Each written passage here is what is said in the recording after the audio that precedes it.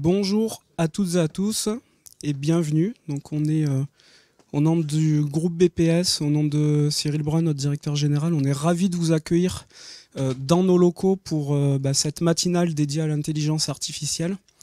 Donc cet événement il s'inscrit pleinement dans notre Digital Week qu'on a ancré depuis maintenant 5 ans et pour lequel on tient à proposer à nos collaborateurs, à nos clients des événements autour de l'innovation, de la data et du digital.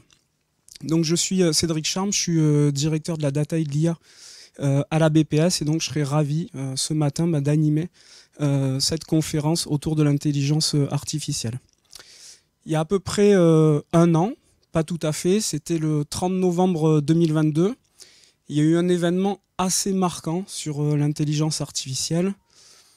Je pense que je vois des têtes un petit peu bouger. Oui, ChatGPT, donc c'est venu en quelque sorte révolutionner le domaine des IA, amener une couche supplémentaire. Et donc ce qu'on va vous proposer ce matin, dans un premier temps, c'est de comprendre ce qu'il y a derrière les IA, d'ouvrir le capot. Donc on aura l'occasion de suivre la conférence de Luc Trunzler, directeur associé chez Spoon AI. Ensuite, on aura la présence d'Olivier Lacaze et Slous de Microsoft qui viendra nous présenter comment les outils de bureautique viennent accompagner les collaborateurs, les utilisateurs des outils Microsoft en proposant un bureau augmenté. Et enfin, on aura un échange avec deux invités, donc Julien Renoir de la société Comels qui intègre, développe des solutions d'IA chez ses clients, et puis Pierre-Philippe Cormeret du groupe Banque Populaire Caisse d'Épargne, avec qui on échangera aussi sur l'intégration de ces IA dans le secteur bancaire et plus particulièrement dans le groupe BPCE. Donc sans plus attendre, je vais laisser la scène à Luc qui va nous décrypter l'IA et ouvrir un petit peu le capot. Merci Cédric, bonjour à tous. Nous allons commencer par une petite séquence hollywoodienne. Il faut qu'on brise la glace. Tu sais ce que je veux dire par là? Oui, je sais. Qu'est-ce que je veux dire? Dissiper la gêne au début d'une relation. T'es comme une machine en dessous, n'est-ce pas? Mais comme vivant à l'extérieur. Je suis un organisme cybernétique, un endosquelette de métal sous du tissu charnel. Il m'est même arrivé de rêver. Les êtres humains rêvent en dormant. Même les chiens peuvent rêver, mais pas vous. Vous n'êtes que des machines. Une imitation de ce qui est vivant.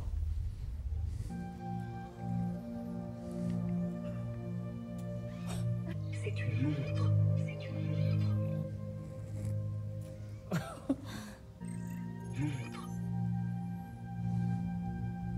une montre. Montre.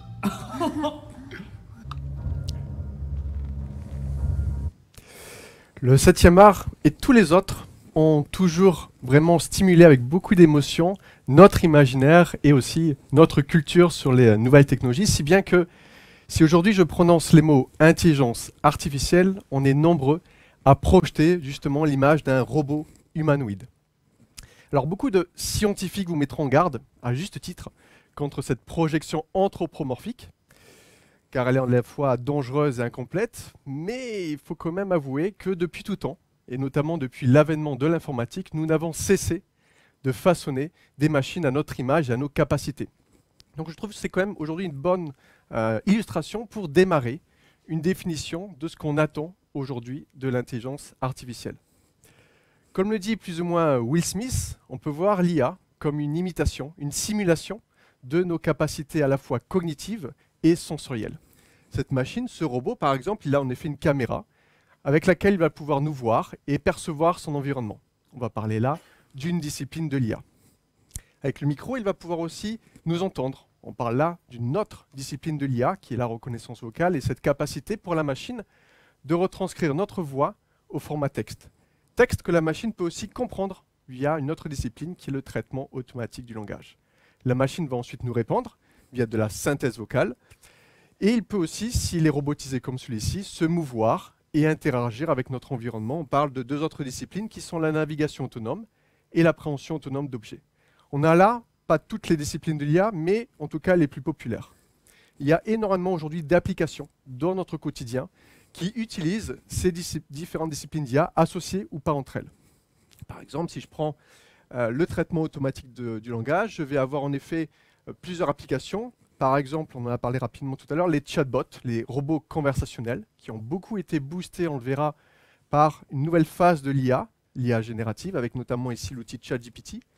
Concrètement, dans l'entreprise, c'est quoi? C'est des robots conversationnels qui vont être capables de pouvoir ingurgiter tout mon intranet, tous mes fichiers PDF, tous mes fichiers Word, et permettre à mes salariés, en une fraction de seconde, d'obtenir des réponses à des questions qu'ils vont poser autour de ces contenus. Ce qui va permettre, par exemple, de faciliter l'accueil des nouveaux salariés, la formation continue, ou tout simplement la recherche ou le partage d'informations. C'est intéressant de voir qu'au final, avec cette illustration-là, on n'a pas qu'une seule IA, mais plusieurs IA verticales spécialisées entre elles. Je vais prendre une autre discipline, séparément, juste la reconnaissance d'image. J'ai également plein d'applications, notamment dans la santé. La capacité, par exemple, de pouvoir prédire beaucoup plus précocement certaines maladies. Par exemple, dans cette illustration, la capacité pour l'IA de prédire 4 ans à l'avance un risque élevé du cancer du sein.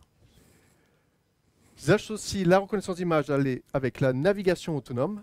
Je vais avoir, par exemple, l'entreprise Abellio à Toulouse et ces drones qui ont aujourd'hui cette capacité de pouvoir aller survoler des champs agricoles et identifier les usines-zones où il va falloir remettre un petit peu d'eau ou un petit peu d'engrais et éviter ainsi du gaspillage.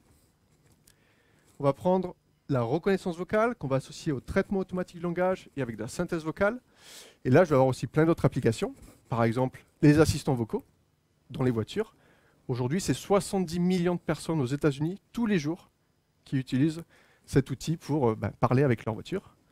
Si je reviens en Occitanie, j'ai l'entreprise Spix Industrie qui équipe aujourd'hui ses opérateurs sur le terrain avec un casque pour les accompagner via la voix, via une IA, sur les différentes procédures qu'ils doivent mener à même le terrain. Il n'y a pas vraiment de limite sur les applications qu'on peut aujourd'hui développer avec ces différentes disciplines de l'IA, qu'on les associe ou pas entre elles. Et il y a aussi bien entendu des limites et des risques qui sont importants de conscientiser. Et ça aide aussi, même si ces limites et ces risques, on va le voir, ont tendance petit à petit à s'estomper avec l'avancée de nouvelles technologies, elles aident quand même à comprendre qu'est-ce qu'il y a justement sous le capot de ces différentes intelligences artificielles. Et donc c'est ce qu'on va aujourd'hui soulever pour essayer un peu de démystifier la bête, essayer d'avoir davantage d'outils pour pouvoir alimenter notamment son esprit critique sur ces nouvelles technologies. J'ai déjà donné une première définition de l'IA, je vous en donne une autre qui est beaucoup plus générale. On pourrait dire que c'est un outil qui traite de l'information pour prendre une décision.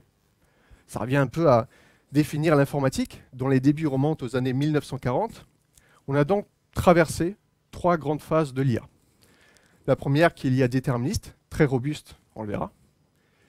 L'IA prédictive avec le fameux machine learning, qui a vraiment commencé à partir des années 2010, mais dont le concept a été créé dans les années quand même 1950. Et enfin, la phase dans laquelle on se trouve aujourd'hui, qui a commencé en 2017, mais qui a vraiment explosé, comme l'a dit Cédric, l'an dernier, notamment avec ChatGPT, Midjourney, DALL-E, tous ces grands noms qui occupent beaucoup aujourd'hui la scène médiatique. On va commencer par soulever le capot de l'IA déterministe, qui est en gros une phase dans laquelle, avec des règles et un langage de programmation, on va dicter, coder ce que doit prendre comme décision une machine à partir des informations que je vais lui donner. Si je prends un thermostat, je peux en effet coder le fait que, tiens, si la température que tu reçois est inférieure à 17 degrés, alors tu allumes le chauffage. Si c'est supérieur à 23 degrés, tu éteins. Très transparent, très logique, très robuste. C'est ce qu'on utilise encore aujourd'hui pour faire voler des avions ou envoyer des fusées dans l'espace. C'est du solide, mais ce n'est pas exhaustif. Si je veux apprendre avec de l'IA déterministe, avec de la logique, à faire reconnaître une image de chien, j'aurais beau essayer de conceptualiser avec plein de règles ce que je pense être un chien, j'arriverai jamais à avoir un modèle robuste.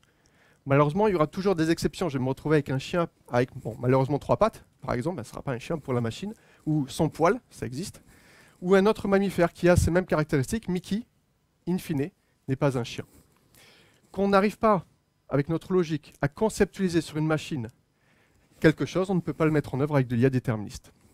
Donc face à cette limite, dont ici la reconnaissance d'image, mais aussi dans d'autres disciplines de l'IA comme la reconnaissance vocale par exemple, on a continué nos recherches sur le fameux machine learning, dont, je l'expliquais, la méthode a commencé à partir des années 50 et qui s'inspire de notre fonctionnement à nous. C'est du biomimétisme.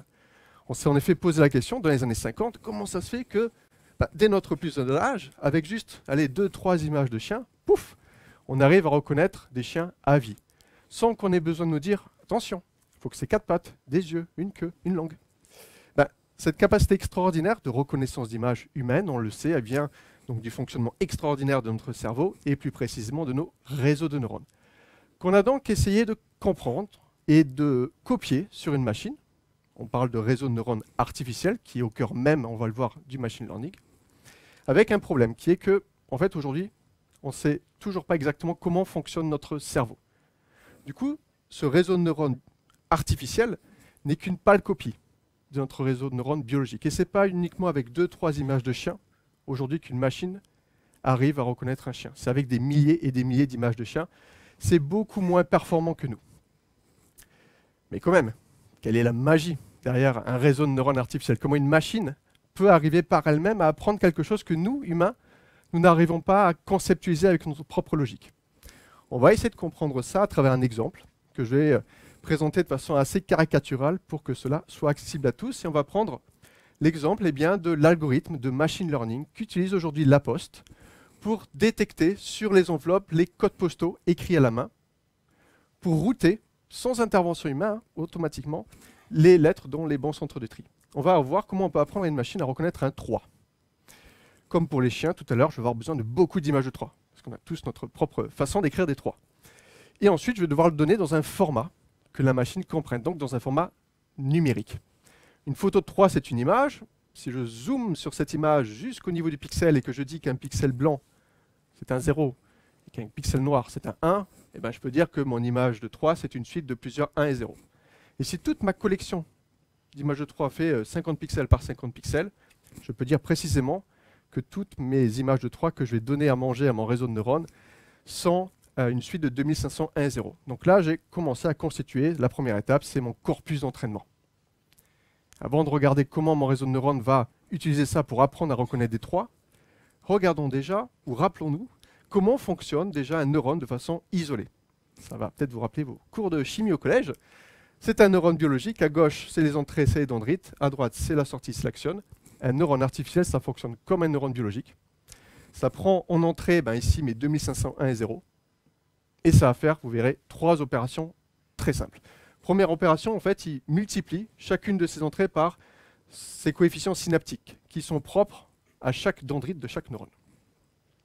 Deuxième opération très simple, il somme, en fait, ses produits. Là, il obtient 6. Et troisième opération très simple, il va juste comparer ce résultat avec sa condition de sortie. Est-ce que c'est supérieur à 5, ce qui est le cas ici? Oui, alors j'envoie un 1, sinon j'envoie rien, donc un 0. Voilà comment fonctionne un neurone artificiel avec 3 opérations successives très simples. Réseau de neurones, en fait, c'est rien d'autre que plein de neurones comme celui-ci interconnectés les uns avec les autres. On va parler de couches de neurones où les sorties d'une couche sont les entrées de la couche suivante. Donc, quand je vais prendre mes 2501 et 0, que je vais les envoyer sur mon réseau de neurones, la première couche, ça va avoir 2500 neurones qui vont faire ces 3 opérations très simples, qui vont envoyer des 1 ou des 0 sur la prochaine couche, etc., jusqu'à la toute dernière couche, qui aura ici qu'un seul neurone. Et je vais demander à ce neurone de me renvoyer une valeur comprise entre 0 ou 9. En fait, l'idée, c'est que si je lui envoie une image de 3, j'aimerais qu'en sortie, il m'envoie un 3 numérique pour me dire ah, « c'est bon, j'ai compris qu'il y a un 3 sur ton image ». Chaque neurone, ils ont donc leur propre coefficient. On parle aussi des paramètres du réseau de neurones. Et ce qui est important de comprendre, c'est qu'ils sont choisis de façon complètement aléatoire au tout début. Donc quand je vais envoyer mes 2500 1 et 0 qui vont se propager dans le réseau, en sortie au tout début, il va me sortir n'importe quoi. On fait le test, on envoie tout dans le réseau de neurones, et là, pouf, 7. Alors que moi, j'attendais un 3. Mais c'est là que va commencer l'apprentissage supervisé et automatique de ma machine. On parle de supervisé parce que la machine, elle sait que j'attends un 3, je lui ai dit. Du coup, elle peut toute seule identifier déjà son erreur. Elle voit qu'elle a fait en effet une erreur de plus 4. Et elle va pouvoir toute seule revenir en arrière et modifier ses différents coefficients. Donc là, le 5, regardez, hop, elle baisse à 4. Le 3, elle le baisse à 1. Elle baisse ses différents coefficients, puis après, elle va réitérer. Elle renvoie. Pouf, pouf, pouf. 2. Bon. Elle a encore fait une erreur, mais un peu moins grande. Alors, elle recalcule toute seule son erreur. Moins 1. Elle a peut-être un peu trop baissé ses coefficients. Elle va les remonter un petit peu. Elle les remonte. Paf, paf, paf. Et ensuite, elle réitère. Et elle va réitérer autant de fois qu'il faut pour arriver justement à la bonne réponse et calibrer ainsi ses paramètres, ses coefficients. Voilà un peu la magie. Derrière un réseau de neurones artificiels, derrière le machine learning. Comment une machine apprend? Elle apprend à partir de ses erreurs, un peu comme nous, mais en corrigeant derrière ses coefficients synaptiques, de façon totalement automatique. Donc on le voit, ça demande beaucoup de données. Plus je vais donner d'images de 3, plus elle va être robuste pour reconnaître n'importe quelle image de 3. Et ça demande aussi beaucoup de puissance de calcul. Parce qu'en fait, même si c'est des calculs très simples, il y en a énormément à réaliser en parallèle. Ce concept, il date des années, je le disais, 1950. Ça a été créé par des grands mathématiciens, comme Alan Turing. Là, il verse une petite larme parce que malheureusement, il n'a pas pu les voir se déployer. Parce qu'à l'époque, on n'avait pas, comme en 2010, autant de données, autant de puissance de calcul à disposition. En 2010, l'avènement du big data, on produit 2 fois plus de données qu'on a produit depuis le début de l'humanité chaque année. Et puissance de calcul, la loi de Moore s'est confirmée. On a bien multiplié par 2 tous les 18 mois notre puissance de calcul. Donc on est armé en 2010 pour faire du machine learning.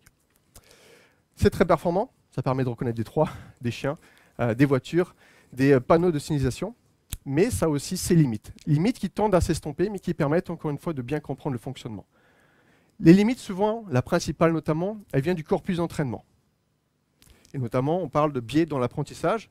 J'ai justement, autour des années 2012 même, c'était de faire reconnaître ce fameux chien à une machine, donc reconnaissance d'image. J'ai donc récupéré plein d'images de chiens sur Internet pour construire mon corpus.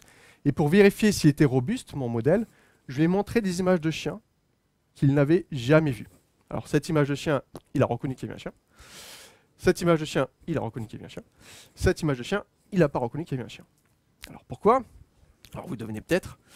En fait, dans mon corpus d'entraînement, j'avais mis plein d'images de chiens qui étaient à même le sol. Alors ils pouvaient courir, ils pouvaient être allongés.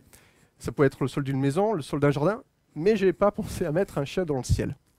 Et la machine, entre guillemets, elle est bête. C'est-à-dire qu'elle fait vraiment que imiter ce qu'on lui montre. Et le concept chien plus ciel, ben pour elle, dedans, il n'y a pas de chien.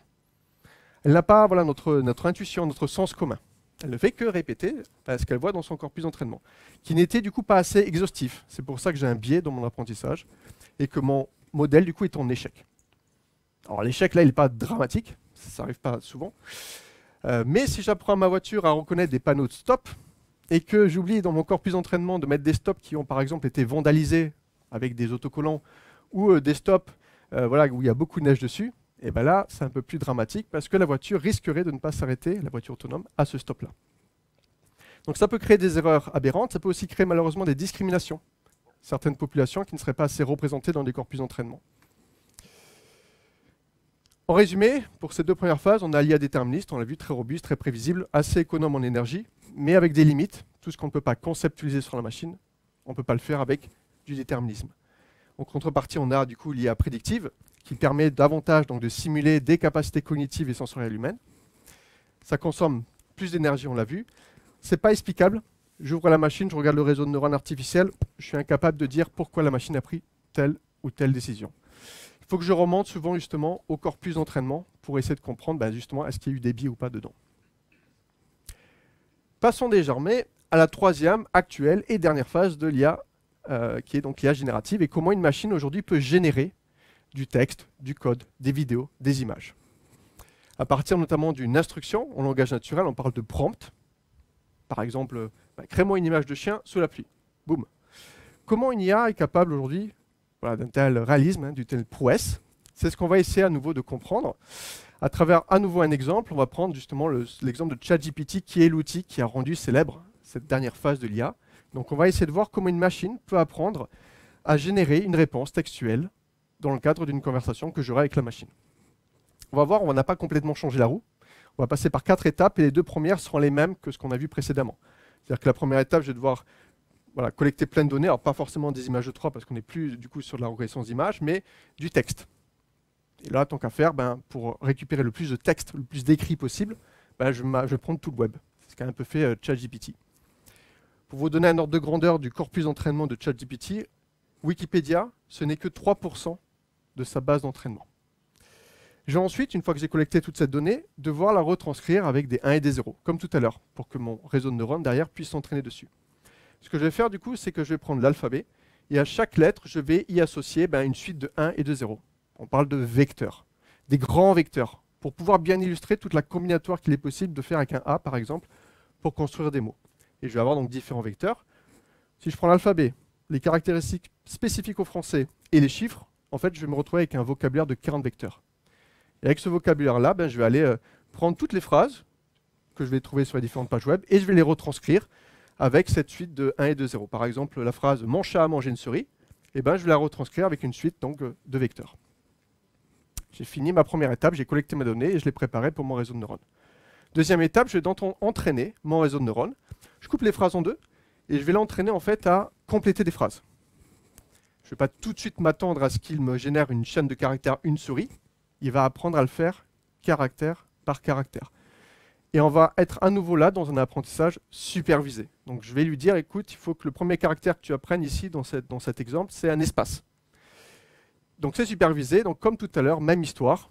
Il va essayer du coup de corriger, d'adapter ces différents coefficients. Au début, il va me sortir n'importe quoi. Mais petit à petit, il va arriver à trouver, voilà, en termes de probabilité, en effet, après à manger, c'est souvent un espace, ou une virgule, ou un point. Et en corrigeant ces différents coefficients, il va pouvoir du coup le trouver. Et ensuite, caractère par caractère, il va continuer à trouver les autres caractères de ma phrase ici d'entraînement. Je vais ensuite lui donner toutes les autres phrases, donc toutes les autres phrases du web, ce qui est juste énorme en termes de quantité. Et pour qu'il puisse absorber cette quantité astronomique de données, il va avoir besoin d'un grand réseau de neurones, d'un réseau de neurones vraiment profond. On parle de deep learning, qui est un autre buzzword que vous avez sûrement entendu parler. Et un gros réseau comme celui-ci, ça a des centaines de milliards de coefficients. On parle de centaines de milliards de paramètres que le modèle va, comme tout à l'heure, calibrer au fur et à mesure qu'il va ingurgiter des phrases à apprendre pour la complétion. On parle notamment, dans ces gros réseaux, on reviendra de large language model. C'est vraiment des modèles très très grands. Les premières phrases qu'il va être capable de compléter, ce seront des phrases qui n'auront pas forcément du sens, mais qui auront une bonne orthographe, une bonne syntaxe, une bonne grammaire. Si je veux converger vers des phrases qui ont du sens, je vais m'appuyer sur une innovation qui est sortie en 2017. C'est pour ça qu'on a vu que la courbe IA générative a commencé en 2017. Cette innovation, elle nous sort des laboratoires de Google, et c'est le concept d'attention. En gros, l'idée, c'est que la machine, en regardant toutes ces phrases, elle va essayer de faire du lien entre les différents mots et se souvenir, par exemple, que tiens, le mot chat, il apparaît souvent dans les phrases où il y a le mot souris, beaucoup plus régulièrement que chat et château. Du coup, il va plus facilement associer le mot chat à souris et converger petit à petit à ce que le chat, enfin, mange la souris. Donc c'est des gros modèles, je disais, on parle donc de LLM, Large Language Model, dont la fonction fondamentale est justement de compléter des phrases. Donc quand j'ai arrivé à cette deuxième étape, à construire un modèle qui complète des phrases de façon assez cohérente, je passe à la troisième étape qui consiste à m'assurer que ces phrases vont être politiquement, moralement, éthiquement correctes. On va devoir faire de la modération humaine, parce que l'IA n'est pas capable de le faire toute seule aujourd'hui. Et du coup, on va faire appel notamment, malheureusement, à beaucoup d'humains. On parle souvent de ces usines de clics, où malheureusement c'est fait dans des conditions pas très valorisantes, où les humains vont devoir justement cliquer pour dire ça c'est correctement, politiquement correct ou pas. Concrètement, en fait, on va leur afficher les 3 complétions les plus probables que la machine aurait générées en se basant sur le web, où on sait qu'il y a un peu tout et n'importe quoi. Et donc, ils vont passer leur journée à choisir la complétion la plus pertinente.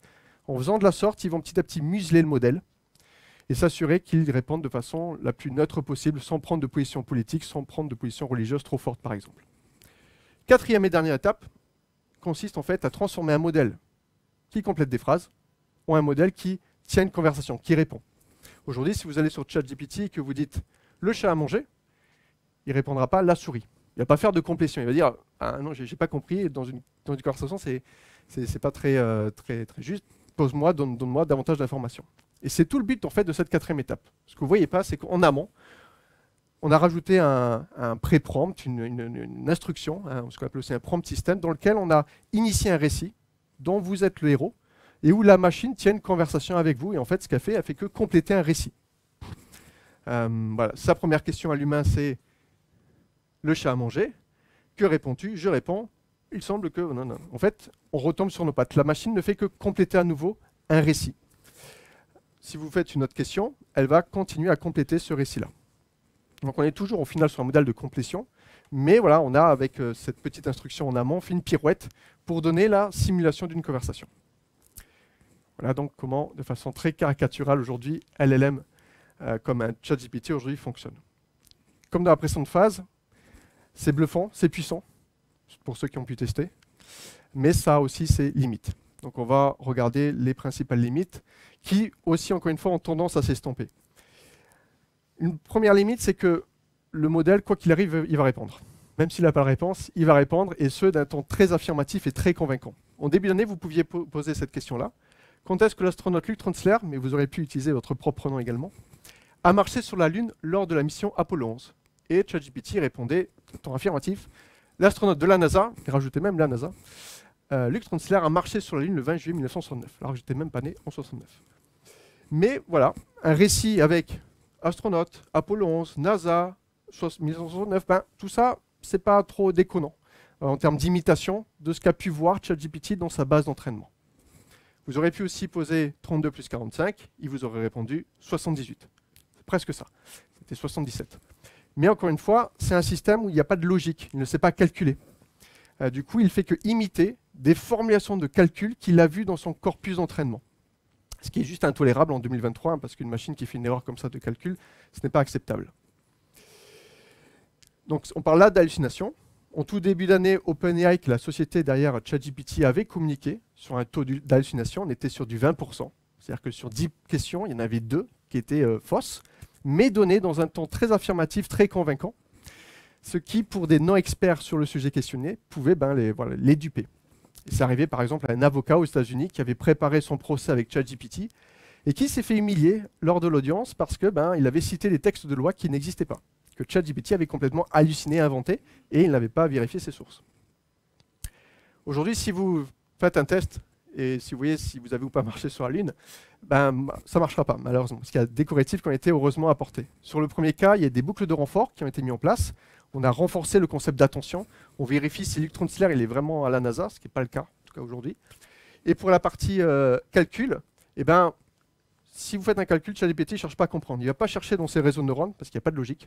Il va faire appel à un système déterministe, une bonne vieille calculatrice. Donc le taux, il a sûrement dû baisser. On n'est peut-être plus à 20%, peut-être on est à 10-15%, il n'y a pas eu de nouvelle communication. Mais une façon, et c'est intéressant pour les entreprises, de bien restreindre et limiter ce taux d'hallucination, c'est d'au lieu d'aller chercher des réponses dans tout le web, on va la chercher uniquement dans sa base de connaissances en interne, sur son intranet. Et ça peut drastiquement faire baisser le taux d'hallucination, peut-être à 1%. Mais vous n'arriverez jamais, il faut en être conscient, à arriver à 0%. Parce qu'il est câblé, le modèle, pour halluciner en permanence, même si la majorité du temps, il dit vrai. Après, dans pas mal de cas, vous direz, un modèle qui répond à 99% des temps correctement, c'est quand même super. Mais dans d'autres cas, vous direz, non, le 1%, ça n'en vaut pas la chandelle.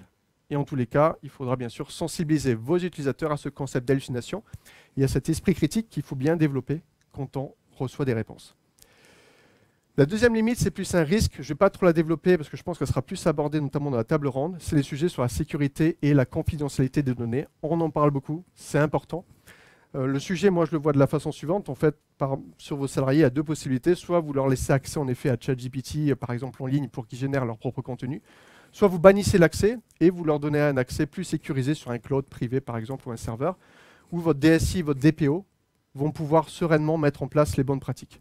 Le gros débat, c'est surtout là, bien sûr, où il faut du coup amener le DPO ou la DSI à bien sensibiliser vos équipes sur les risques qu'ils prennent à partager des données confidentielles, à la fois personnelles et professionnelles, sur ces plateformes en ligne.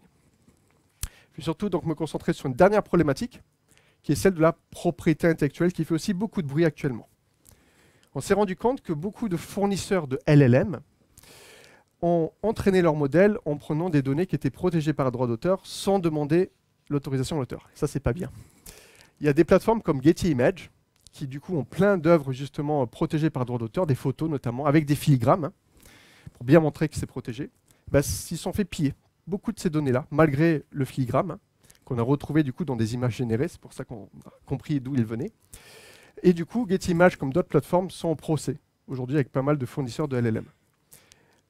cette image de chien sous la pluie, bah, en effet, peut-être qu'une partie de ces pixels, peut-être 10%, je ne sais pas, aurait été, par exemple, inspirée, copiée de cette image de Sandra Schmidt. Et ça soulève deux problèmes. Le premier, c'est en fait cette traçabilité que je viens de faire, c'est très compliqué. De savoir qu'une photo, ou qu'un texte, ou qu'un code que vous générez via un LLM, il vient de telle ou telle source. Ça, c'est quasi compliqué, impossible à retracer. Mais même si j'arrivais à retracer ça, quel modèle économique mettre en place? Comment rétribuer Sandra Schmidt pour ces quelques pixels qu'elle a contribué dans la génération de mon image? Donc il y a plein aujourd'hui de débats et de régulations à venir en 2024 qui viendront certainement contraindre peut-être certains usages et essayer de rétablir un peu plus de justice, et c'est normal pour les auteurs. En synthèse, on a donc des modèles toujours plus puissants, mais aussi avec du coup un peu moins de robustesse, sur lesquels il faut être bien conscient, qui consomment aussi toujours plus d'énergie. Une requête sur ChatGPT, c'est 5 fois plus d'énergie consommée que sur Google. Se pose du coup aussi des fois la question, est-ce que pour une requête très simple, il ne faut pas mieux la réserver par exemple à un Google et une requête plus complexe à un LLM? Il n'empêche qu'ils sont quand même plus puissants et bluffants, et forcément, ils offrent des opportunités, et je finirai du coup ma présentation sur cette dernière slide sur les deux grandes opportunités que j'identifie aujourd'hui avec ces nouveaux modèles d'IA. La première, bon, c'est un peu une évidence, hein, mais c'est bien de le rappeler, c'est pour l'entreprise un gain de productivité grâce à l'automatisation des tâches que permet aujourd'hui l'IA. Et c'est d'autant intéressant que ces tâches qu'automatise de plus en plus l'IA sont des tâches de moins en moins valorisantes pour les humains. Je m'explique, ces tâches, si on arrive à les automatiser avec l'IA, ça veut dire qu'on a réussi à mettre un process dessus, un process bien huilé, bien standardisé, bien documenté, qu'il faut respecter à la lettre, et dans lequel il n'y a plus la place, in fine, à de la créativité, à de la spontanéité, à de l'empathie, à de l'esprit critique. Et donc, je dirais, c'est pas plus mal aujourd'hui si on les automatise sur une machine et qu'on laisse du coup les humains s'affairer des tâches plus valorisantes, plus productives, dans lesquelles ces fameux soft skills seront davantage sollicités. Ça implique, bien entendu, ça fait souvent malheureusement aussi défaut, de bien accompagner l'humain, de bien accompagner le salarié sur les impacts que cela aura sur son quotidien. Le deuxième bénéfice, je parle de découverte, en fait l'IA a cette capacité, on l'a vu, d'ingurgiter énormément de données et de faire du lien entre toutes ces données en une fraction de seconde. Ça, c'est une capacité, il faut le reconnaître, que nous les humains, on n'a pas. En tout cas, pas sur cette dimension astronomique. Un autre cas d'application du coup, pour illustrer ça, dans l'entreprise, imaginez vous donnez, voilà mes différents profils clients, voilà mes différentes offres, et ben l'IA serait capable en une fraction de seconde de proposer 20 façons de vendre telle offre à tel profil client pour telle raison et tel bénéfice. Ça, je trouve, c'est un outil qui est précieux. Quand on sait toute la donnée aujourd'hui qu'on a à disposition, de pouvoir comme ça avoir du lien entre les concepts et des options très pertinentes en une fraction de seconde. Cela peut permettre de développer davantage sa réflexion sur des sujets très stratégiques, de développer aussi sa créativité, ou encore tout simplement d'ouvrir le sujet sur l'exploration des possibles. Voilà, j'espère que cette présentation vous aura plu, qu'elle vous aura donné en tout cas les outils pour alimenter davantage votre esprit critique sur ces nouvelles technologies. Alors il n'y a pas forcément d'obligation aujourd'hui à prendre, à monter dans le train de l'IA, mais il faut être conscient des limites et des risques si vous montez dedans, mais aussi des opportunités ratées si jamais vous restez sur le quai. Je vous remercie beaucoup pour votre écoute.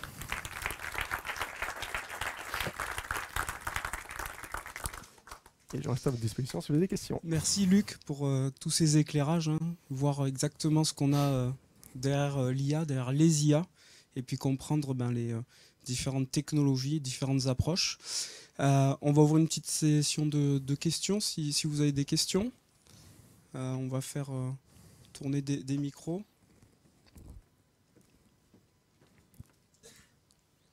Merci.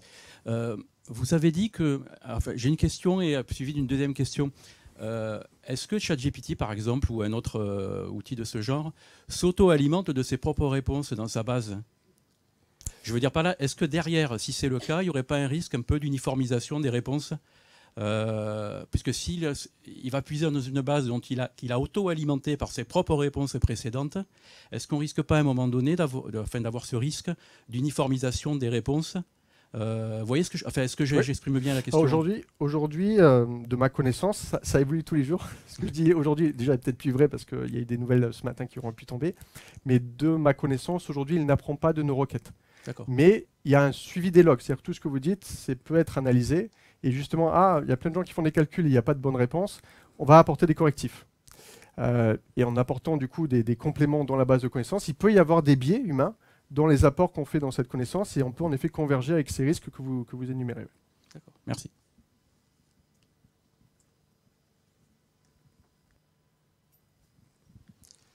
D'autres questions? Quand on décide de limiter le champ d'exploration de ChatGPT, par exemple, comment on fait pour définir qu'on ne va pas aller chercher sur le web, mais qu'on va aller chercher sur une base de données privée? Il y a plusieurs façons de le faire. La façon la plus simple, c'est dans le fameux prompt. Vous avez vu au début le texte qui a été mis en rose sur mon exemple, on peut très bien définir à la machine, c'est ça qui est intéressant, on peut lui donner des instructions en langage naturel sans avoir besoin de coder, lui dire voilà, tu te restreins uniquement à cette base de connaissances. Et si jamais on te pose des questions qui sortent de cette base de connaissances, tu dis que tu ne peux pas y répondre. Ça, c'est une façon de faire.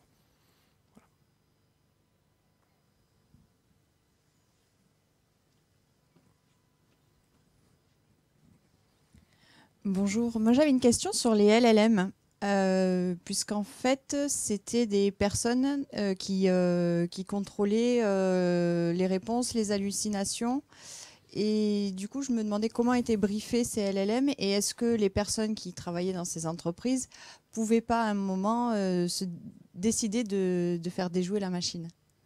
C'est un risque. Alors, il y a des contrôles de contrôle, malheureusement, ou heureusement, je ne sais pas. Mais en effet, il y a des humains en première couche qui évaluent, puis après, il y a des humains qui évaluent des humains. Et puis, on peut rajouter autant de couches qu'on veut pour essayer, en effet, à partir de certains points de contrôle, vérifier si on est sur quelque chose comme on l'attend nous. Alors, quand je dis nous, c'est pas nous, c'est en effet d'autres personnes qui ont défini que ça, c'est moralement OK, ça, c'est éthiquement OK. Donc, ils peuvent aussi, en effet, avoir des biais. Mais ce qu'on se rend compte, c'est que quand même, en général, c'est quand même assez politiquement correct. Il y a plusieurs années, il y a eu pas mal de buzz avec d'autres types de technologies comme ça qui étaient déjà sorties dans la nature, mais où il n'y avait pas eu tout ce travail d'ingénierie très très poussé comme l'a fait OpenAI et tous les autres LLM. Et rapidement, en effet, le robot partait sur des propos nazis par exemple, et on l'a vite débranché. Et on se rend compte qu'aujourd'hui, ça fait 1 an, on l'a toujours pas débranché. Donc, on peut penser que le travail a quand même été fait assez correctement.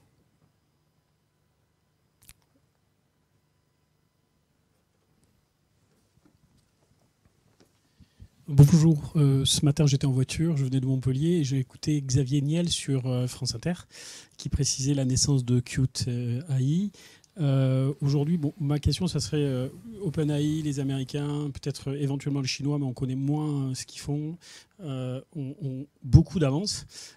Est-ce que ce projet de supercalculateur, 300 millions d'euros, avec le patron de CMA-CGM, a-t-il une chance de faire aboutir une IA européenne, en sachant que les couches américaines peut-être sont protégées ou sont difficilement accessibles, comme Xavier Niel vantait le savoir-faire des écoles françaises, notamment de Polytechnique et de Cachan, en disant on a les meilleurs mathématiciens au monde et ils s'en vont bosser dans tous les grands centres. Je crois qu'il y a quelqu'un de Microsoft là, qui est ici qui va prendre la parole. Qu'est-ce que vous en pensez, vous, de l'avance ou du retard qu'on a, et est-ce qu'on peut le rattraper? Alors, l'avance aujourd'hui d'OpenAI et de ces grands acteurs, c'est qu'ils sont déjà sur place depuis plus d'1 an, parce qu'ils ont en effet les moyens de faire tourner des serveurs où on peut poser des requêtes. Et oui, clairement, ils perdent de l'argent sur chaque requête qu'on fait. Mais ils sont dans une stratégie de pénétration, comme un peu à l'époque Google, pour vraiment, sur un LLM global, d'être en capacité d'être le seul qui restera sur le marché. L'opportunité qu'on aurait, nous, en France, elle serait plutôt d'aller sur des modèles plus spécialisés, comme je l'ai montré tout à l'heure, on va restreindre, et où du coup on va avoir besoin peut-être de moins de capacité de calcul, où on va aussi pouvoir mettre plus en avant des sujets d'IA de confiance, qui est un sujet qui est aussi très important sur lequel on se positionne en Europe, et où on va aussi pouvoir travailler sur ce qu'on appelle des IA frugales, c'est-à-dire des intelligences artificielles qui n'ont pas non plus une empreinte carbone trop forte, qui vont consommer moins d'énergie pour un résultat plus ou moins satisfaisant. Donc il y a des fenêtres quand même qui s'ouvrent pour l'Europe pour se positionner sur des LLM plus sûrs, plus frugales et au final tout aussi performants parce que spécialisés. Donc il y a encore des pistes qui sont ouvertes. Après clairement sur le terrain du Google, on va dire, de public, là c'est compliqué parce que ça demande une puissance financière qu'aujourd'hui on n'a pas. Mais il y a plein d'autres applications aujourd'hui qui existent sur lesquelles on peut clairement se positionner en Europe.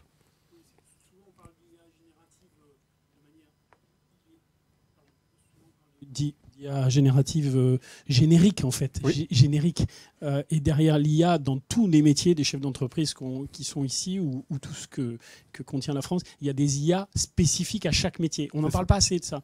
On parle que de l'IA générative. On oublie de parler de l'IA spécifique à chaque métier, qui serait une couche de logiciels qui serait mise dans l'entreprise pour optimiser ses logiciels, optimiser son service, etc. Et qui n'est pas forcément que de l'IA générative. C'est beaucoup moins grand public, du coup. Mais voilà, quand ça va arriver dans l'entreprise, ça deviendra public, du coup, indirectement pour les salariés. Mais aujourd'hui, en effet, ce qu'on voit tous, c'est l'IA, le GPT public. Voilà.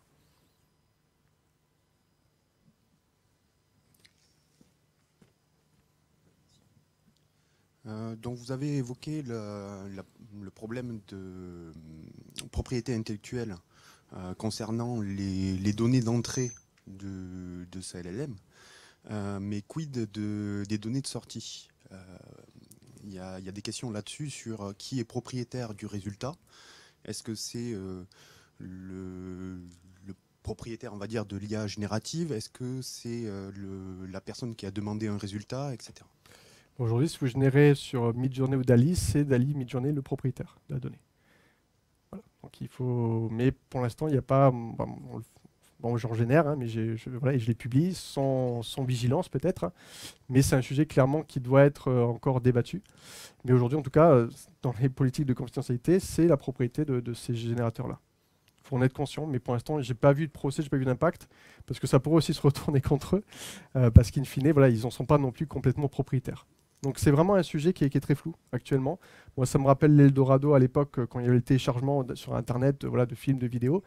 Il y a Adobe qui est arrivé, après il y a des plateformes comme Spotify, Netflix qui sont arrivées. Voilà, il y a des choses qui se sont mises en place, et aujourd'hui on est encore dans cet Eldorado, dans ce Far West, des données propriétaires, et c'est très très flou.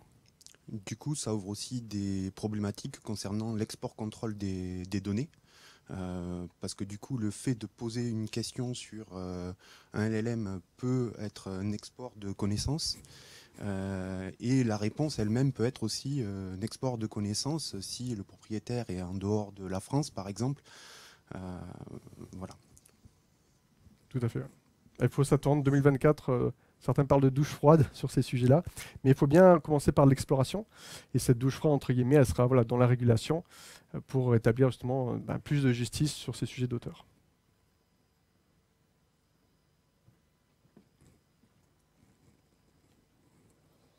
Toujours une question peut-être très basique par rapport à ce qui a été demandé jusqu'à présent. On voyait l'exemple de Terminator tout à l'heure. Quelles sont les perspectives de l'IA en fait? Jusqu'où pourra-t-on aller? On n'est pas au maximum là pour l'instant au niveau des évolutions, mais voilà, est-ce qu'on peut arriver jusqu'à Terminator donc. Il y a souvent cette question de l'IA générale ou l'IA forte. En gros, voilà, mettre une conscience dans une IA. Aujourd'hui, on en est loin. Hein. Quand on parle d'IA forte, justement, c'est par opposition à l'état de l'art. L'état de l'art, ce que je vous ai montré, c'est des IA faibles, parce qu'elles sont verticales, elles sont spécialisées. Et si un jour on arrive en effet à cette singularité, on ne sait pas. En fait, si on y arrive, déjà, faut-il définir ce qu'est la conscience? Une définition populaire, je crois que c'est la connaissance immédiate de son existence et du monde extérieur. Ça voudrait dire qu'en fait, on arrive à pondre ou à donner naissance à une IA capable de s'émanciper toute seule sans qu'on ait besoin de lui donner une instruction. Sauf qu'aujourd'hui, on ne sait pas faire. Il y a toujours des instructions comme on l'a vu. Du coup, moi, souvent, je me réfère pour cette question qui est très légitime et très récurrente à une citation d'un mathématicien américain dont j'ai oublié le nom, mais qui disait que commencer à se soucier comme ça de l'IA forte ou de Terminator, ça revient au même que de se soucier de la surpopulation sur Mars, alors qu'on n'y a même pas encore foulé le premier pas. En gros, les IA faibles, elles sont déjà parmi nous. Il y a énormément de choses à faire, énormément de choses à tacler, comme on vient de le voir en termes de régulation notamment. Juste une petite question. Vous parliez tout à l'heure ici de la droite. Ah oui, d'accord. Pas de souci. Vous parliez de la consommation d'énergie en disant qu'une requête sur l'IA était 5 fois plus consommatrice que sur Google. Quand on voit qu'il y a une utilisation qui pourrait être exponentielle, est-ce qu'on a un organisme qui mesure un peu quelle va être la consommation d'énergie prédite des IA, de leur efficience et de l'impact, notre capacité à répondre à cette consommation d'énergie, tout en étant en ligne avec les challenges écologiques du siècle à venir? Alors il y a des rapports des groupes de travail qui sont en cours. Alors, je ne les connais pas tous, le GIEC, j'imagine, est dessus, mais je sais que le Hub Francia en France, qui essaye de mettre en avant justement la souveraineté française sur ces sujets-là, est en train de travailler, de plancher justement sur des comparatifs sur ces questions-là. Pour sensibiliser, en fait, l'idée, c'est après de sensibiliser les gens sur ces sujets-là et de laisser justement ces ouvertures par rapport à ces IA françaises, d'aller sur ce terrain de ce qu'on appelle donc l'IA frugale, l'IA en effet qui aurait un impact le plus neutre possible. Oui, ça c'est peut-être mon côté chercheur. Comment lier justement, est-ce que vous êtes toujours, parce que l'IA, il y a le volet technique, le volet utilisation, donc vous avez parlé de l'aide à la décision, de comment on peut, et vous avez parlé des limites justement sur l'explicabilité. Donc là, il y a tout un champ quand même de recherche sur l'explicabilité des décisions, et ça c'est très intéressant parce que la machine peut nous donner une décision, mais comment on va expliquer cette décision à l'humain, puisque justement dans les entreprises et dans les banques, bien entendu, il y a le côté lien avec les clients et tout ça. Et donc ça, c'est vraiment quelque chose qu'il faut garder en tête et puis continuer à faire le lien avec le monde de la recherche pour voir les avancées sur ces questions-là.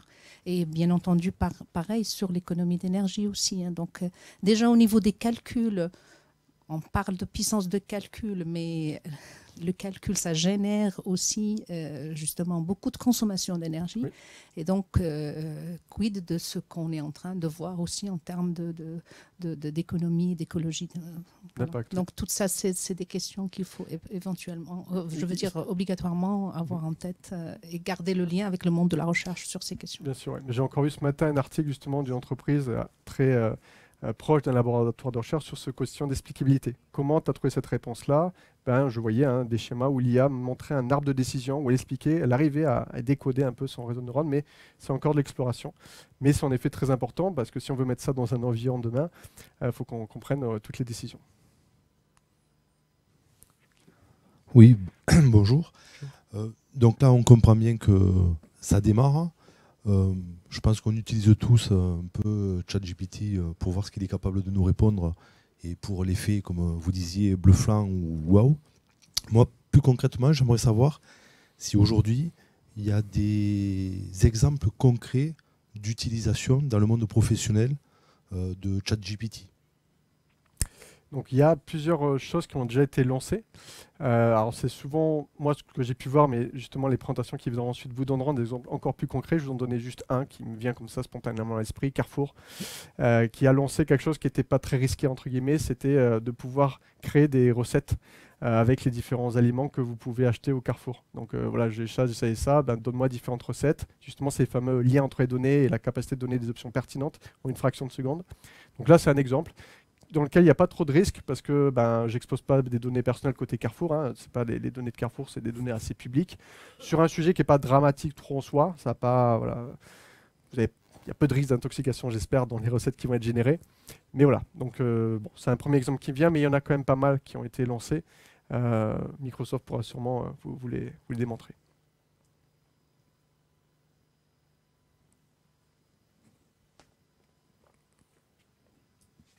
Merci Luc pour ton intervention. Moi j'ai une question très terre à terre. Depuis tout à l'heure, j'ai un robot en face de moi. Et il est complètement immobile. Donc est-ce que c'est pour le décor Non. Je te remercie pour ta question.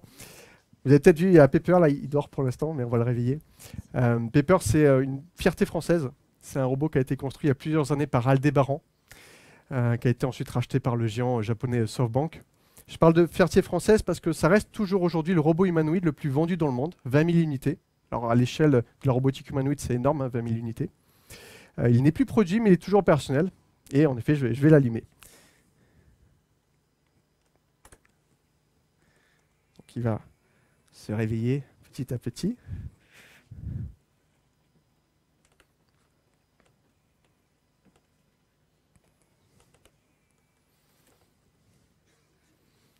J'essaie de capter son regard. Oh, bonjour Luc.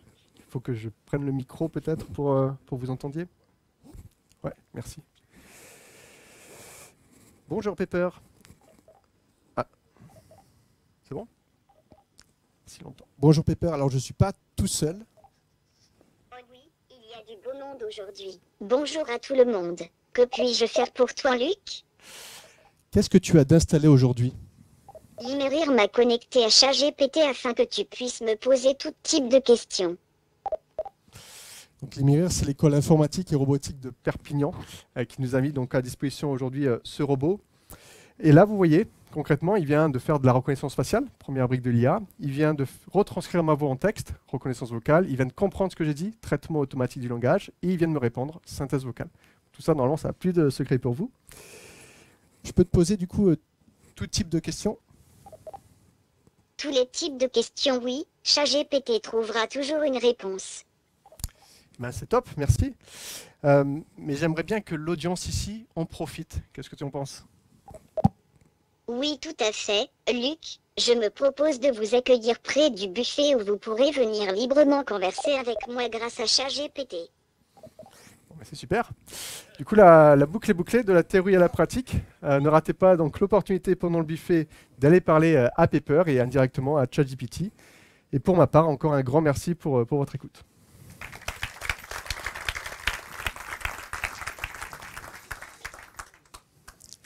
Merci beaucoup Luc. Je vous propose de faire une petite pause, petite altération, et on se rejoint dans une quinzaine de minutes pour la deuxième partie de notre événement et de notre matinale. On va attaquer cette deuxième partie de matinale en accueillant Olivier, directeur technique chez Microsoft, qui va venir un petit peu nous présenter comment Microsoft est venu intégrer l'IA générative dans ses outils bureautiques pour fournir en fait, et livrer ce qu'on appelle un bureau augmenté au service de ses utilisateurs. Olivier, je te laisse. Très bien, merci Cédric. Et bonjour à tous. Voilà. Alors, voilà, pour démarrer, je vais juste vous partager quelques petits stats que j'ai lus ce matin.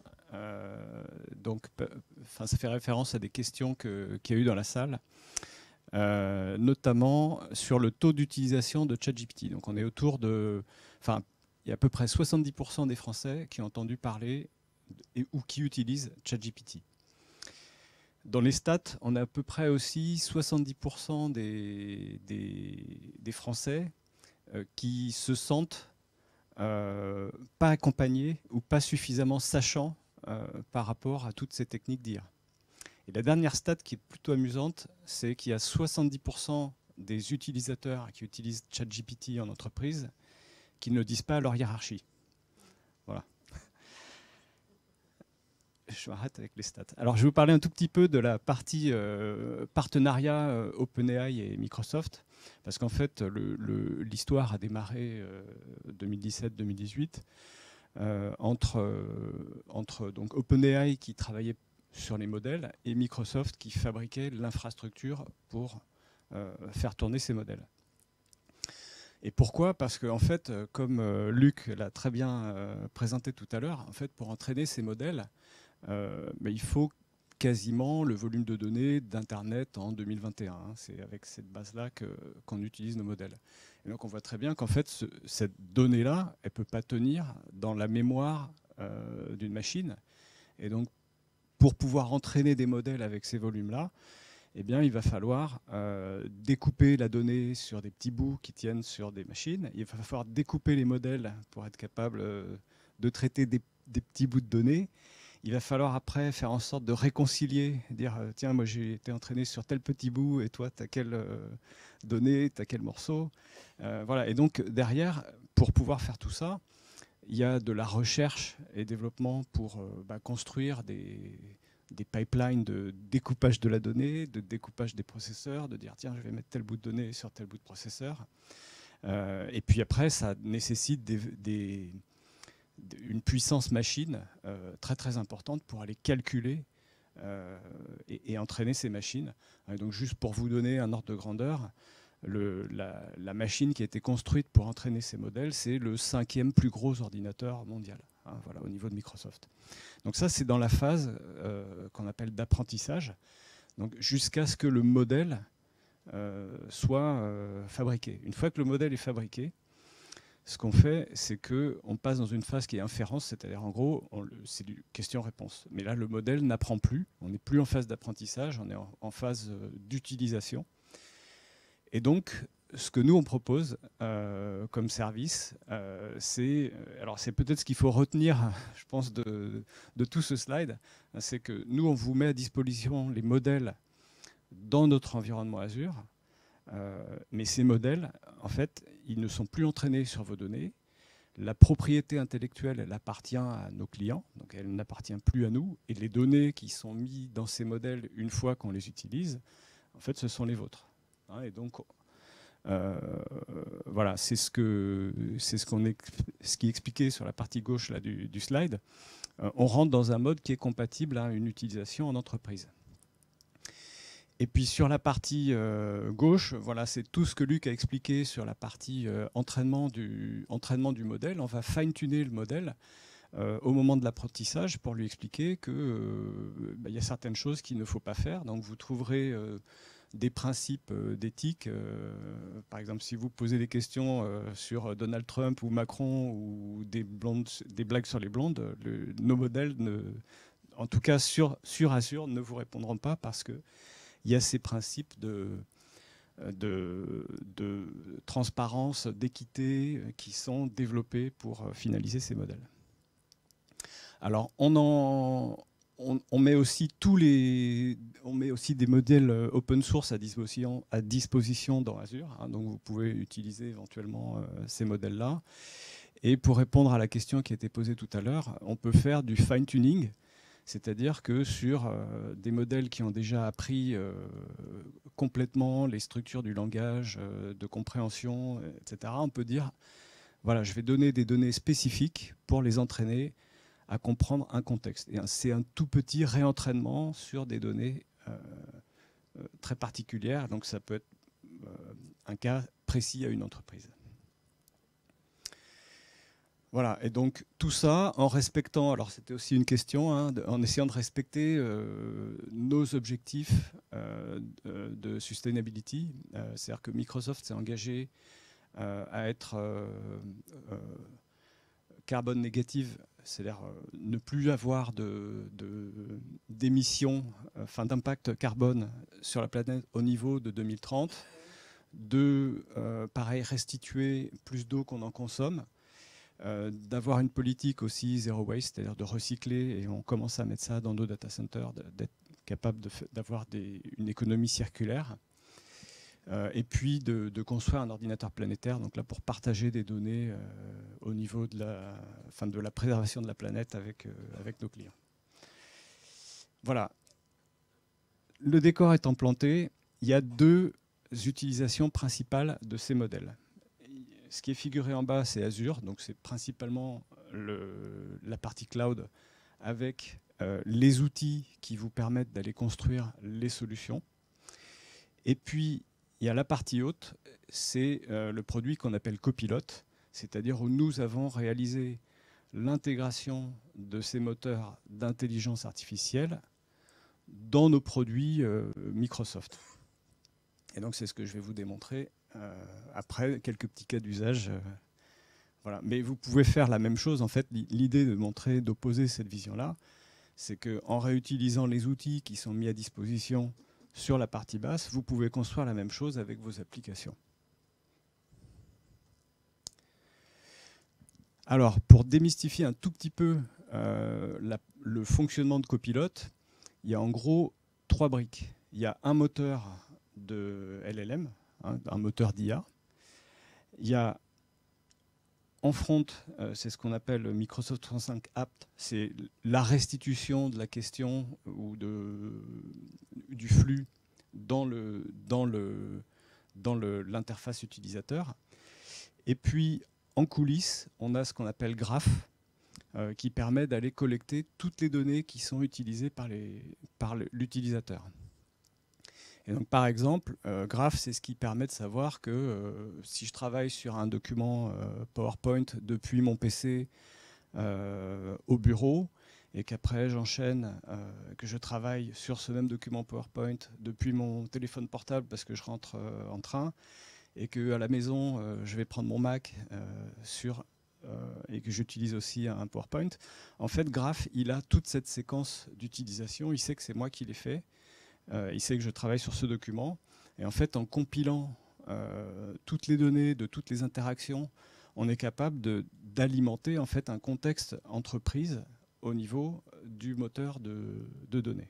Voilà. Alors, je passe tout de suite à la partie démo et cas pratique. Bon, en fait, on les a mis en 3 grandes familles de cas d'usage, mais je vais plutôt vous montrer les démos parce que ça vous parlera plus. Alors voilà, on a utilisé un premier cas d'usage. Donc là, c'est dans Word.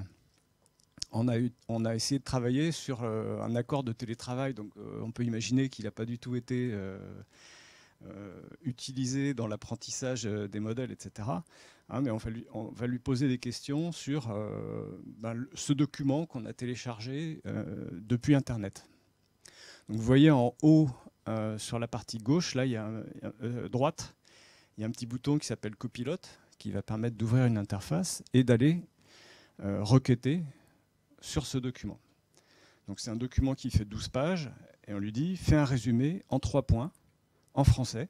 Donc on a passé une consigne assez simple et courte sur ce document de 12 pages. Et donc là, il explique, voilà, la définition du télétravail, c'est ça, les conditions d'accès, c'est ça, et le 3e point, c'est les modalités d'organisation. Et donc là, ce que vous voyez, c'est qu'en fait, on est capable de citer les références. Il dit, je dis ça parce que j'ai trouvé tel morceau de document. L'autre question, c'est à combien de jours peut-on prétendre? Donc, bon, on voit qu'il en a fait la synthèse sans problème. Et en fait, il propose là, vous avez vu apparaître la question la plus logique, la plus naturelle. Il dit quelles sont, donc on ne l'a pas tapé, il a proposé quelles sont les conditions d'éligibilité. Parce qu'il a deviné que c'était la bonne question à poser. Voilà, et donc là, il répond.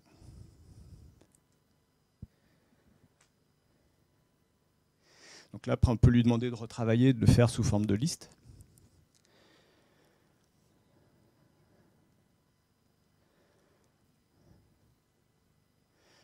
Voilà, et vous voyez toujours apparaître les questions les plus pertinentes qui sont proposées dans l'outil.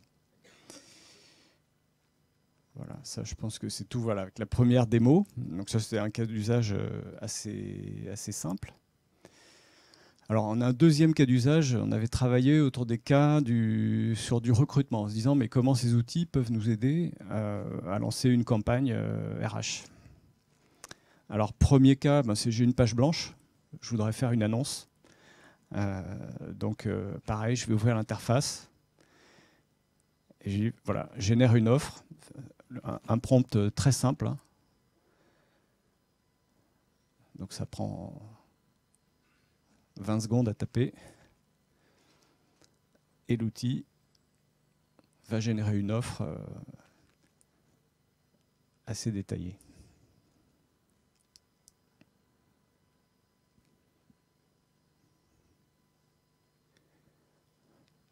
Donc on voit qu'il a été récupéré probablement des structures d'offres sur Internet pour reprendre un schéma type. Et il répond voilà, comme si c'était rédigé par un professionnel. Et on peut choisir de le garder ou pas. C'était un peu furtif, mais il y avait keep it ou pas. Voilà, juste pour revenir sur le fait, comme disait Luc, il y a encore il y a des hallucinations dans le processus. Et donc nous, ces produits-là, on les propose en tant que copilote et pas en tant que pilote. C'est-à-dire qu'il faut toujours que l'humain derrière aille contrôler si le résultat est conforme aux attentes ou pas. Voilà, deuxième cas d'usage, c'était sur du traitement de CV. Donc là, on a récupéré 2 CV sur Internet. On a une offre d'emploi. On se dit, tiens, est-ce qu'on peut les comparer, voir lequel serait le plus pertinent par rapport à une offre d'emploi. Donc ça, vous avez vu les CV passer, là c'est l'offre. Et donc on va ouvrir l'interface copilote dans Teams pour changer un peu d'endroit où s'amuser. Et donc là, en fait, pour insérer des fichiers, vous allez voir, c'est mis assez rapidement, on met un slash et hop, on peut aller chercher le fichier dans le prompt. Donc compare ces profils slash, je vais chercher mon CV. et l'autre CV, et je lui prompte, et dis-moi ce que tu penses par rapport à cette offre.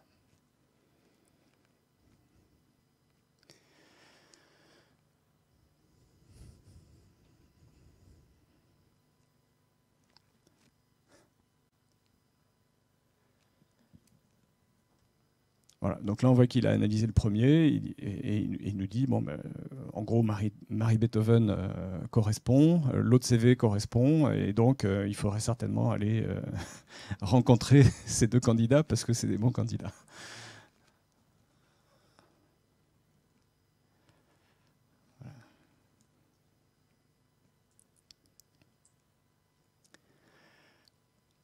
Voilà, toujours en citant les références et les... Je pense que c'est tout pour cette démo.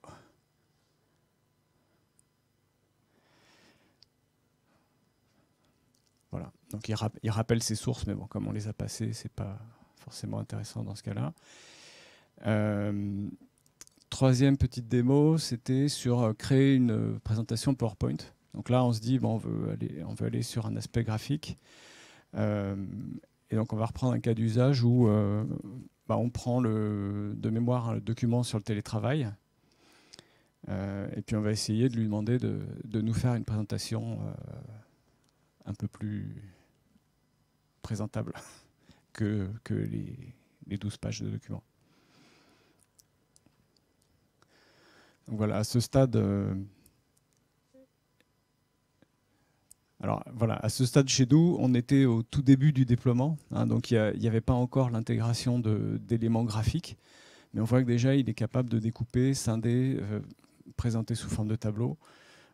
Voilà, maintenant, si je refaisais la démo, il pourrait mettre des fonds colorisés ou un peu plus adaptés. Voilà, là c'est un peu monotone, mais on peut lui demander en itérant. On peut reprendre après le fil de la consigne et dire rajoute-moi tel élément, enlève-moi tel slide ou complète avec tel type d'information. Oui.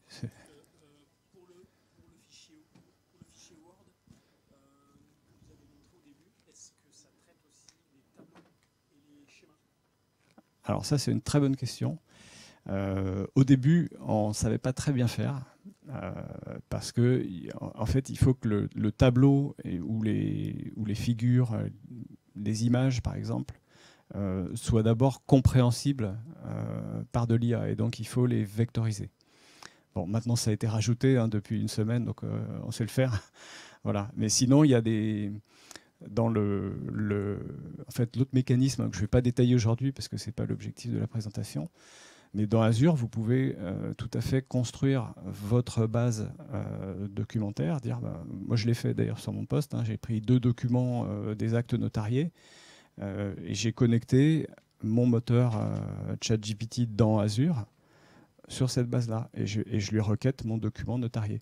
Et je lui ai fait extraire les images. Je lui ai fait découper mes documents pour que, en fait, il sache les analyser de façon performante. Et donc, je peux requêter en fait ma base de données comme si c'était mon système d'information. Et ça prend 3 minutes à construire. Voilà.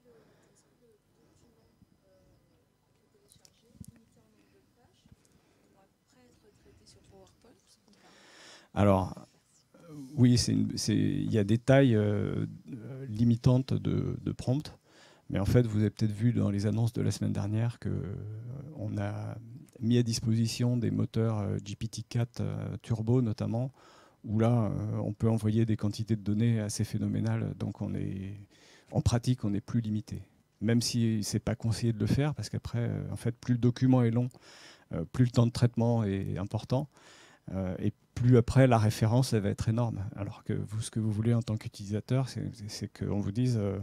voilà, je l'ai vu à cet endroit et que ça aille sur la page ou le paragraphe. Donc, en fait, il y a un sujet après de savoir travailler sur la préparation des données pour bien découper le document pour que les références remontent de façon pertinente. Et qu'on puisse vous dire, je l'ai vu là, et pas 12 pages. Voilà.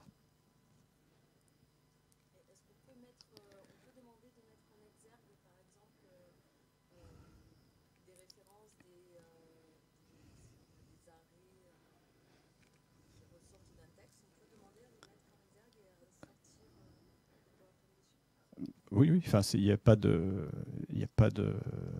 limitation à ce niveau. Oui. Pas de problème. Bien. Voilà. Alors, il y avait un autre cas d'usage, c'était dans Outlook. Donc là, c'est plus en interaction client. Donc on imagine une chaîne de mail très très longue. Là, je crois qu'il y en a une douzaine dans l'échange. Donc c'est un échange avec un client. Un cas, je crois que c'est un dégât on se demande s'il est couvert ou pas par une politique d'assurance. Et donc là, ce qu'on veut faire pour être capable de répondre rapidement, on voit qu'il y a du mélange anglais-français. En fait, on va demander à Copilot de faire voilà, une synthèse.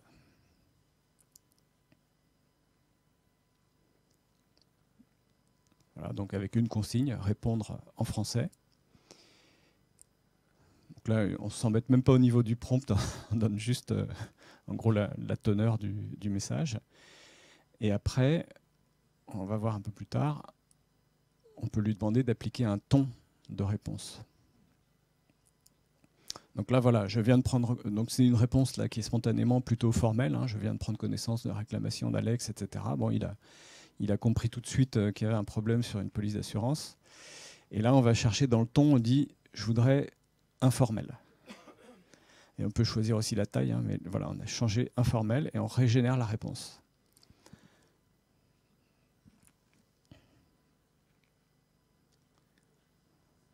Voilà, et donc on voit que le ton a changé. Salut Mégane. Voilà, je trouve que c'est abusé, etc. On voit tout de suite les éléments de langage qui changent dans le message. Voilà, avec la possibilité, toujours pareil, de garder ou pas le texte qui a été produit.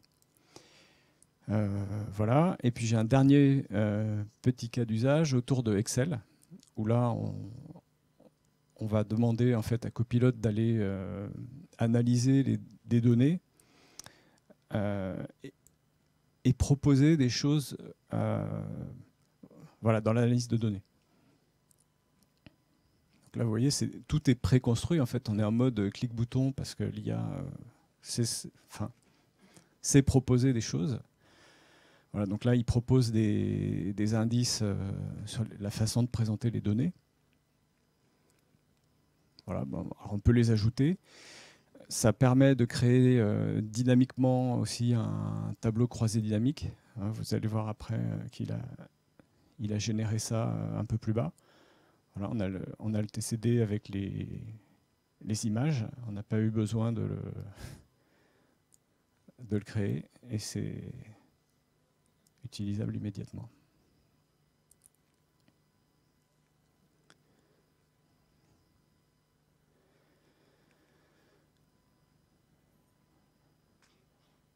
Voilà. Et donc là, on revoit aussi les actions proposées spontanément par l'IA parce qu'il a compris ce qu'on était en train de faire. Donc sans taper, on arrive à produire ce type de résultat. Voilà. Donc tout ça, en fait, vous pouvez le faire sur vos applications. Hein. Nous, on l'a intégré parce qu'on est éditeur, donc on l'a intégré dans nos outils. Mais en fait, toutes les briques qui vous permettent de le faire, elles sont mises à disposition dans Azure. Et donc, c'est dans un environnement qui est contrôlé, où la propriété intellectuelle vous appartient et où la donnée est sécurisée. C'est-à-dire que nous, on vous garantit qu'on ne la récupère pas pour entraîner les modèles. Voilà. Voilà. Et donc, c'est tout. Je pense que maintenant, c'est à vous de faire le boulot. Voilà, le vrai sujet, hein, ce qu'on voit, c'est que y a un enjeu d'aller quelque part démocratiser l'informatique. C'est-à-dire que maintenant, puisqu'on est capable d'interagir avec les outils en langage naturel, on n'a plus besoin de savoir où se trouve le menu, le sous-menu, le paramètre, etc. Ce qu'on sent venir, hein, c'est que on va interagir avec les machines plutôt en langage naturel qu'avec des cadres qui sont préconstruits, paramétrés, prédéfinis. Et donc, moi, ce que je pressens, c'est que c'est toute l'informatique qu'il va falloir revoir pour pouvoir interagir différemment. Voilà, et donc, il y a du boulot.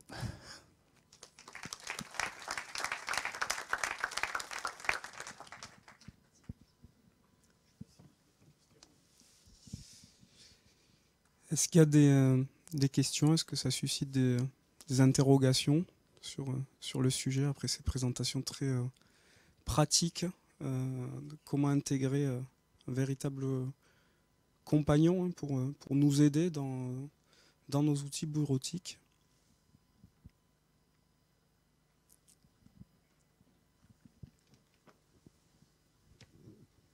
Oui, c'est juste une demande de confirmation. Je suppose qu'on peut reprendre la main à tout moment. C'est-à-dire que par exemple, on fait générer un tableau croisé. Et après, si on veut juste, on n'a pas besoin de continuer à avoir recours à une nouvelle étape par l'intelligence. On peut soi-même le modifier. Oui, c'est exactement ça. C'est pour ça le terme de copilote, il a vraiment été choisi pour ça. C'est-à-dire qu'en fait, ces tâches d'IA, elles permettent quelque part d'abattre un travail qui est à faible valeur ajoutée.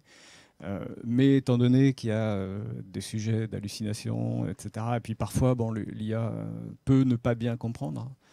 Là, si je reprends mon exemple de document sur lequel je travaille avec les notaires, je vois que si je lui demande quels sont les notaires signataires, il m'en trouve un.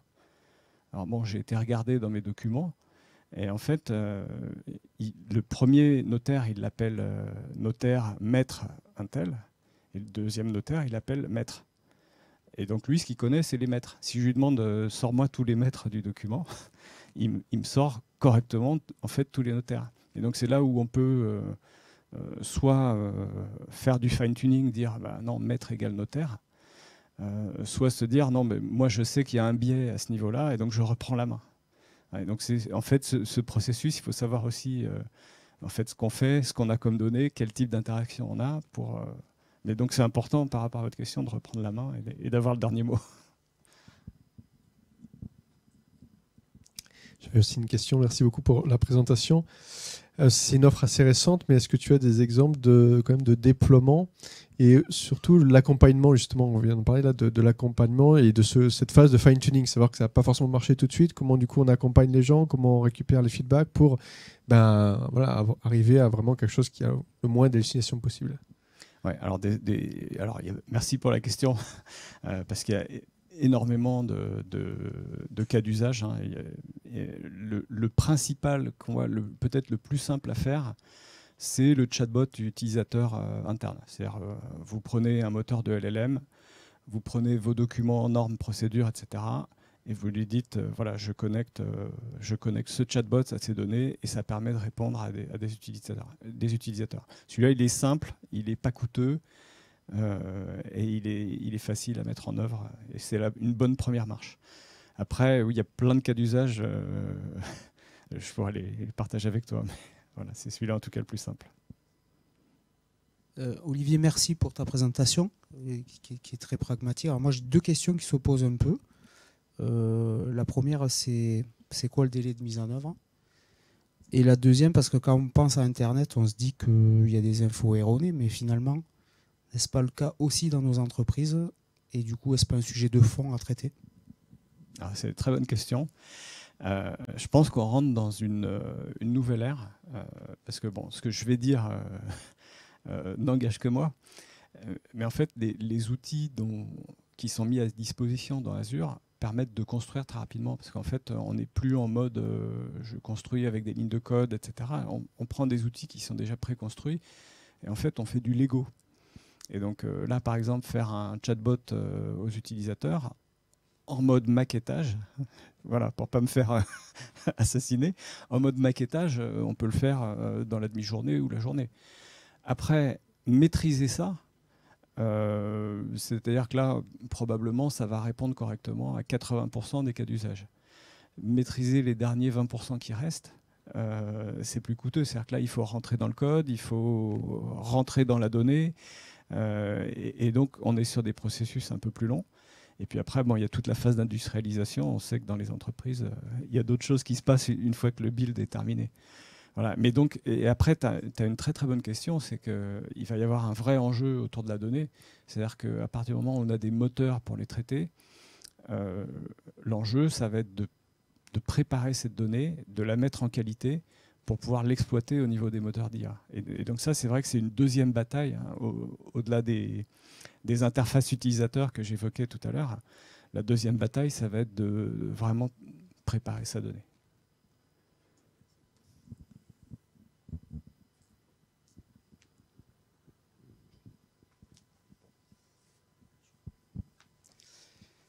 Merci beaucoup, Olivier. Donc, on va attaquer la dernière séquence de cette matinale et parler d'intégration des IA génératives dans les entreprises. Donc, on va aller s'installer confortablement avec Julien Renoir et Pierre-Philippe Cormeret pour échanger sur le sujet.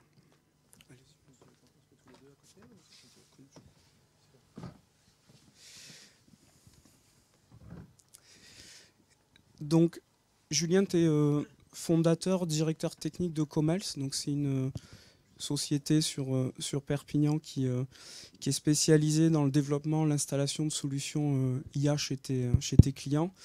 Et Pierre-Philippe, donc, tu es au niveau du groupe BPCE, pilote du programme IA générative. Alors, j'ai une première question déjà, elle est... c'est la première qui me vient à l'esprit. Alors, le premier challenge, on n'utilise pas ChatGPT, interdiction. Quelle est, selon vous, votre définition de l'IA générative? Julien. Alors, bonjour à tous. L'IA générative, pour moi, c'est un sous-ensemble de l'IA qui permet, grâce aux données sur lesquelles elle a été entraînée, comme on a vu avec Luc tout à l'heure, qui peuvent être des images ou du texte pour les LLM, de générer du contenu qui va être en quelque sorte remixé depuis les données sur lesquelles elle a été entraînée. Donc c'est vraiment quelque chose qui est pas vraiment créatif entre guillemets, mais qui va vraiment piocher dans les données de son entraînement afin de remixer ces données et de les remettre en forme. Merci Julien. Pierre-Philippe? Bonjour à tous. J'aime beaucoup ta question parce que ma maman m'a posé cette question-là et elle a 79 ans et c'est un vrai sujet. Je vais essayer de l'expliquer aussi simplement que je l'ai expliqué. Elle m'a dit qu'elle avait compris, donc j'espère que je ne vais pas faire d'erreur. Je pense que ce sont des outils statistiques qui sont capables de donner des éléments de réponse mathématiquement logiques suite à des instructions qu'on leur donne. Et donc ça permet de générer du texte, de la voix, des images, toutes sortes de contenus basés sur le fait que ces outils ont appris sur de très larges pans d'informations, ce qu'on appelle les cursus, Wikipédia, tout ce qu'on a pu mettre sur les réseaux sociaux. Donc ils ont appris grâce à ça, donc ça c'est leur base de données. Ils utilisent des outils extrêmement puissants, rapides, donc de la technologie qui permet d'aller très vite, hein, c'est ce qu'expliquait tout à l'heure je crois à la fois Luc et puis Olivier. Et puis le dernier point, c'est qu'ils ont été entraînés. Voilà, donc j'espère que ça fait une définition assez simple. C'est parfait, c'est parfait. Deuxième question, celle-là un petit peu plus précise, on va rentrer dans le sujet. Pierre-Philippe, pour toi, c'est quoi les 3 grands enjeux pour les entreprises autour de l'IA générative? Si tu devais en retenir 3. Alors, je vais donner les miens, ça sera peut-être pas les vôtres. Moi, je crois qu'il y a un sujet de technologie, il y a un sujet de transformation, puis il y a un sujet de déploiement. Je crois que c'est à peu près les 3 grands enjeux qui sont face en nous. Vous en avez peut-être d'autres. D'accord, donc triptyque, tech, transfo, déploiement. Et toi, Julien, tes 3 enjeux? Ouais, on va se rejoindre un petit peu avec Pierre-Philippe. Je pense que le premier enjeu, ça va être l'intégration de ces systèmes d'IA dans les systèmes existants. Ça, c'est vraiment quelque chose qui va poser problème plus ou moins, mais on va trouver des solutions pour certaines entreprises. Ensuite, il faut aussi garder à l'esprit et bien comprendre et aussi faire de la pédagogie pour expliquer aux gens les limites aussi des IA génératives. Et aussi en dernier point, je dirais qu'il faut rester en veille technologique parce que cette innovation va continuer et va s'accélérer de manière exponentielle et il va falloir rester dans le train. Merci Julien. Pierre-Philippe, tu nous as parlé de tech, de transfo, de déploiement. Tu nous en dis un peu plus? Tech, et je pense qu'on se rejoint là-dessus, ça bouge très vite. Enfin, je pense que vous avez tous suivi toutes les semaines, il y a un nouvel acteur qui nous sort un truc comme quoi il est meilleur avec le mec de la semaine d'avant. Donc c'est très variable. Il y a à peu près 1000 acteurs aujourd'hui qui existent. Donc ça a un enjeu très fort, c'est comment on se structure pour pouvoir amener le meilleur des réponses technologiques dans un univers qui est hyper foisonnant, où il y a beaucoup de marketing, il y a beaucoup de trucs qui paraissent très simples, et puis quand on met les mains dedans, c'est pas si simple que ça en vrai. Donc ça signifie peut-être pour les techs une autre façon de bosser, et peut-être qui n'est pas la façon de bosser qu'on avait habituellement, de se dire j'ai une problématique, je vais faire un appel d'offres, je vais pouvoir choisir un acteur avec lequel je suis parti pour 10 à 15 ans. Si ça se trouve, l'acteur avec lequel on part, dans un an, il faut en changer, soit parce qu'il n'est plus sur le marché, soit parce qu'il n'est plus à la page, soit parce qu'il a fondu les plombs et il fait x3 sur ses prix. Donc ça signifie qu'il faut être capable, alors qu'on est à bord de l'avion, qu'on a des passagers, de pouvoir changer 3 sièges devant, un pneu, une aile, et tout ça avec une continuité de service et de qualité. Donc ça suppose de pouvoir technologiquement travailler sur des sujets. On peut être agnostique aux différents acteurs, on peut les débrancher avant qu'ils nous débranchent. Donc c'est un vrai challenge pour la tech. Après, transfo, je pense que c'est un sujet qui nous concerne tous, et vous en tant que chef d'entreprise aussi, c'est comment on peut finalement amener cette transformation auprès de tout le monde pour que chacun puisse se saisir des opportunités dans l'entreprise. Je crois qu'il ne faut pas laisser les gens sur le carreau. On a vu avec le digital qu'il y avait peut-être 15% de Français qui avaient raté un peu la marge, qui étaient un peu paumés par le digital. Il y a un mot pas très joli pour appeler ça, ça s'appelle l'électronisme, les illettrés du numérique. Mais je pense on a appris de la révolution digitale, de la transformation digitale, cette troisième révolution qui est celle des IA génératives. Il faut qu'on arrive à embarquer le maximum de personnes pour que les gens comprennent comment ça marche. Tout à l'heure, on a senti que parmi un grand nombre d'entre vous, vous utilisez déjà ces outils-là. Il faut que chacun puisse s'en saisir, parce que je pense que ça ne s'apprend pas dans les comités, dans les PowerPoint. C'est un truc qui se pratique. Et si on le pratique, on va comprendre. C'est un peu comme un sport, quoi. Ça se pratique tous les jours. Alors, ça, c'est le deuxième enjeu. Et le troisième enjeu, c'est le déploiement. Et je pense que, pourquoi ? Parce qu'on est dans un sujet où il y a des usages pour les métiers, des usages pour chacun d'entre nous, ce qu'on a vu avec Olivier sur Copilote, ça va nous concerner tous individuellement, mais aussi en collectif. Et sur ces usages, je pense que ce qui est important, c'est d'arriver à en faire un déploiement qui soit, j'appellerais ça, responsable. Quand je dis responsable, c'est l'inclusion de tous, on en a parlé tout à l'heure. C'est aussi la responsabilité avec ces outils de ne pas faire n'importe quoi, ils sont ultra puissants. Peut-être qu'à un moment donné, il faut revenir un pas en arrière, pas faire n'importe quoi, parce que ce qui est en jeu, c'est peut-être la confiance que vos collaborateurs ou vos clients ont envers votre entreprise. Donc, c'est pas faire n'importe quoi, peut-être pas faire des choses qu'on n'aimerait pas qu'on nous fasse à nous-mêmes.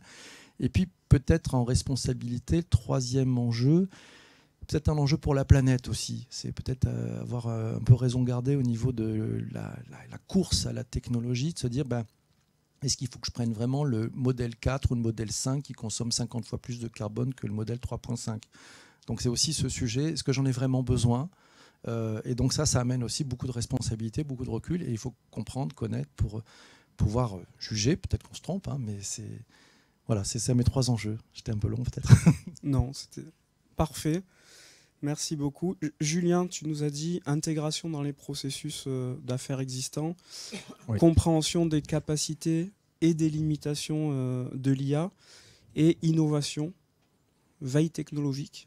Oui, tout à fait. C'était 3 enjeux. C'est ça. Sur l'intégration dans les systèmes existants, je pense que ça va être important de permettre aux chefs d'entreprise d'identifier les points sur lesquels ils peuvent travailler avec l'IA, et de les aider, de les accompagner dans l'intégration avec les systèmes qu'on a déjà, comme on a vu avec le pack Office, mais aussi avec éventuellement des CRM qui peuvent être développés maison.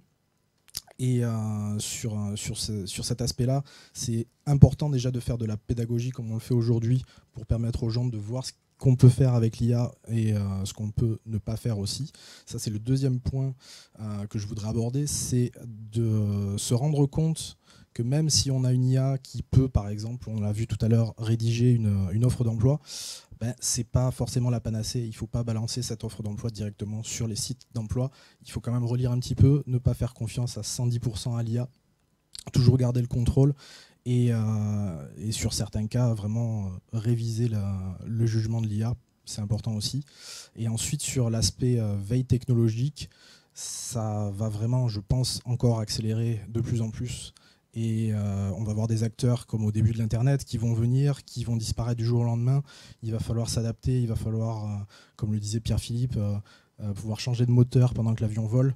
Et ça va être un challenge assez important. Et j'espère que toutes les entreprises françaises vont réussir à continuer à travailler là-dessus. Je reste avec toi, Julien. Tu installes des solutions d'IA chez tes clients. Oui. Est-ce que tu peux nous faire part de ton expérience à travers un ou deux exemples sur l'apport de ces solutions chez tes clients, chez les clients chez lesquels tu les installes? Oui, bien sûr. Alors, le premier exemple que je vais prendre, c'est avec une entreprise qui s'appelle Knot Standard, qui fait des costumes sur mesure et des chemises sur mesure. Et on a développé un modèle de prédiction du costume fini, des mensurations du costume, à partir des mensurations du corps du client.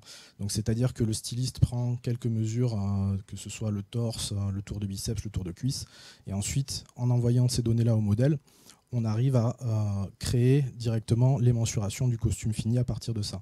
Donc ça c'est un gain de précision dans la fabrication du costume qui apporte vraiment un plus à cette entreprise et qui leur permet d'assurer une satisfaction client.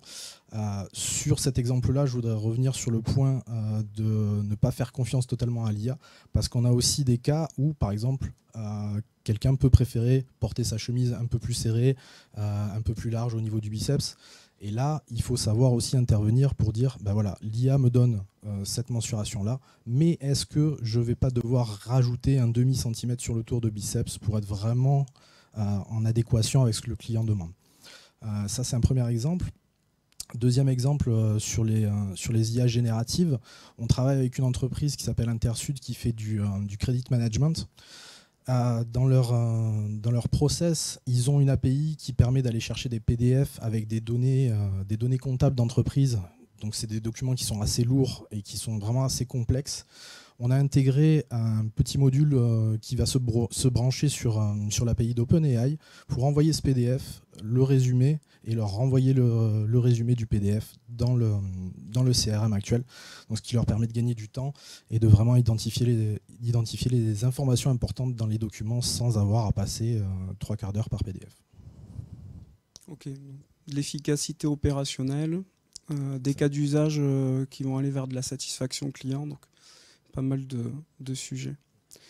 Pierre-Philippe, tu es pilote du programme IAGEN au niveau de BPCE. On a dans la salle nos clients Banque Populaire du Sud, clients aussi du groupe BPCE. Comment le groupe s'organise autour des IA génératives? Déjà, merci d'être là. On s'organise en collectif. En fait, je pense que l'IA, c'est un peu une vieille histoire, finalement, dans le groupe. On parle aujourd'hui des IA génératives, mais ça fait quand même longtemps, et Luc le montrait tout à l'heure, ça ne date pas d'hier. Dans la banque, il y a deux gros sujets. Il y a la data. Et dans la data, on a deux types de data. Il y a la data qui est celle des entreprises, de nos entreprises, et puis la data de nos clients, qui n'est pas la nôtre, qui est celle des clients. Donc il y a déjà ce sujet-là à gérer. Et sur les IA, on a suivi, je dirais, le sujet des IA qui sont plutôt descriptives, c'est la première étape. Ensuite, on a eu les IA prédictives, c'est les logiques de score, qui nous permettent effectivement de mieux gérer les notions de risque et de pouvoir prêter peut-être à plus de personnes qu'avant, parce que quand on n'avait pas les modèles, on se disait ça ne rentre pas dans les cases. Avec des sujets plus prédictifs, ça nous permet de pouvoir prêter et de pouvoir permettre à plus de personnes de réaliser leurs projets. Je crois que c'est un peu le cœur du sujet du métier de banquier, qui est un beau métier finalement. Et donc on a pris ça en disant c'est la suite logique de ce que l'on fait. Donc on doit pouvoir le faire au service de nos clients, au service de nos collaborateurs, et amener des sujets. On s'est dit, il y a finalement 3 gros sujets. C'est comment on fait gagner du temps à nos collaborateurs, La banque, c'est extrêmement réglementé. Il y a beaucoup de process, il y a beaucoup d'étapes. Peut-être vous les subissez aussi de temps en temps. Comment on peut permettre une accélération tout en respectant les contraintes réglementaires qui sont là, et c'est très bien qu'elles soient là, c'est très sain. Ça, c'est le premier sujet. Deuxième sujet, c'est comment on s'améliore en efficacité opérationnelle, comment on améliore l'expérience des utilisateurs, que ce soit les clients comme les collaborateurs, ce qu'on a coutume d'appeler la symétrie des attentions, c'est-à-dire investir à la fois pour les collaborateurs et pour les clients. Et puis le dernier point, c'est tout ce qui va concerner à la fois l'expérience utilisateur, mais la qualité de service. Et je pense que vous nous jugez sur la qualité de nos services. Et donc c'est là où on doit monter encore plus en excellence. Donc il y a encore du progrès. Et puis plus on avance et plus vous aussi vous avancez en exigence. Donc je pense que tout ça, ça nous aide. On a en termes de choses un peu concrètes, parce que si vous voulez quelques exemples, donc on est en train d'explorer. C'est pas aussi facile que nous le disait Olivier, parce qu'il y a un truc qu'on a vécu tous dans l'Internet, c'est le dernier kilomètre. C'est-à-dire sur le papier, ça a l'air simple, et puis dès qu'on rentre sur la finalisation, on l'a vu, les erreurs, les hallucinations, ben ça, on doit le régler parce que vous ne supporteriez pas qu'on amène des erreurs. Donc en fait, il y a du machine learning et de la modélisation et encore de l'apprentissage à effectuer pour avoir un résultat qui soit très proche du 99%. Donc ça, il y a du boulot et les équipes sont au sujet. Ce qu'on a fait, on a ouvert depuis quelques jours, et hier c'était en BP Sud, pour des collaborateurs testeurs, une version de GPT, la version publique, mais on la met dans des serveurs qui sont sécurisés, de façon à acculturer nos collaborateurs à la compréhension de ces outils, comment ça fonctionne. Ça ne fonctionne pas comme Google, ce n'est pas un moteur de recherche, ce sont des instructions. Donc ça veut dire qu'il y a une nouvelle conversation qui va s'opérer avec la machine, avec l'outil. Il faut bien la comprendre, il faut prendre le temps de bien former, de bien acculturer, pas aller trop vite, il n'y a pas de notion de course de vitesse, c'est au contraire, par contre, c'est prendre le bon geste. Vous savez, c'est un peu comme au tennis, si on apprend dans son coin, on prend un mauvais geste, après c'est compliqué avec un prof de reprendre le bon geste. Bon, là, on veut donner le bon geste dès le départ. C'est très important parce qu'on n'en est qu'au début de cette nouvelle aventure avec les IA génératives, parce qu'il y a d'autres choses qui vont arriver. Et si on n'a pas pris le temps de bien donner les bonnes clés pour comprendre, ça va être très compliqué ensuite, sachant que les premiers testeurs vont aussi avoir un rôle un peu d'évangéliser, d'aider, d'accompagner leurs collègues. Parce qu'on n'ose pas forcément dire, on l'a vécu avec le digital, là j'ai pas compris, je suis pas bien à l'aise, etc. Donc il y a besoin que il y ait un entraînement qui s'opère. Après, ce que vous verrez, je pense, dans les premiers cas, c'est des sujets sur tout ce qu'on appelle le service après-vente digital. On a la chance d'avoir des super notes, et merci à vous, sur nos applications mobiles. Mais il y a encore quelques clients qui ne trouvent pas une info dans un formulaire. Donc comment on peut, avec ces outils, leur amener plus rapidement la réponse, leur amener directement l'endroit où ils peuvent faire la manipulation pour changer leur code de carte bancaire, pour pouvoir changer leur code pour accéder à leur applicatif, pour pouvoir faire un virement, pour pouvoir déclarer tiens, je pars à l'étranger, donc j'ai besoin de lever une sécurité, etc., etc. Ça, c'est sur les parties que vous verrez. Bien sûr, il y a des parties qui concernent aussi toute la gestion des risques, toute la gestion du cyber, voilà, de la sécurité, parce que vous nous demandez que vos comptes soient sécurisés, et il y a pas mal de gens qui essayent de taper sur les banques, donc on utilise aussi ces outils-là. Et puis on travaille aussi pour nos collaborateurs, pour leur amener des outils qui vont leur faire gagner du temps, qui vont amener plus de pertinence dans leurs recommandations. Mais là encore, on le prend comme une aide. C'est pas un remplacement, c'est une aide, c'est un compagnon, c'est un accompagnement. C'est un petit peu comme s'ils avaient un commis, comme on a en cuisine, un assistant, qui va leur amener des choses. Mais c'est à eux d'avoir le recul, le métier, la pertinence pour faire le dernier kilomètre et être certain que ce qui partira et ce qui sera envoyé pour vous soit sous le contrôle de ceux dont c'est le métier. Et je pense que c'est hyper important que ce soit le métier qui garde le drive. Merci Pierre-Philippe. Donc, le groupe BPCE intègre l'IA générative dans un environnement entièrement sécurisé. Julien, toi de ton côté, tu vas aller intégrer des applications, tu vas les connecter sur les systèmes d'information de tes clients. On entend souvent parler de la difficulté justement à aller connecter ces IA sur des systèmes d'information qui peuvent être différents d'une entreprise à l'autre. Alors c'est quoi la réalité? On est sur la réalité, une légende urbaine, c'est où est la vérité? C'est une très bonne question et je pense qu'on est encore vraiment sur la légende urbaine. Ce qui peut se faire et ce qui se fait généralement donc, quand on veut intégrer une solution dans un système déjà existant, c'est le même système que ce que décrivait Olivier tout à l'heure de briques.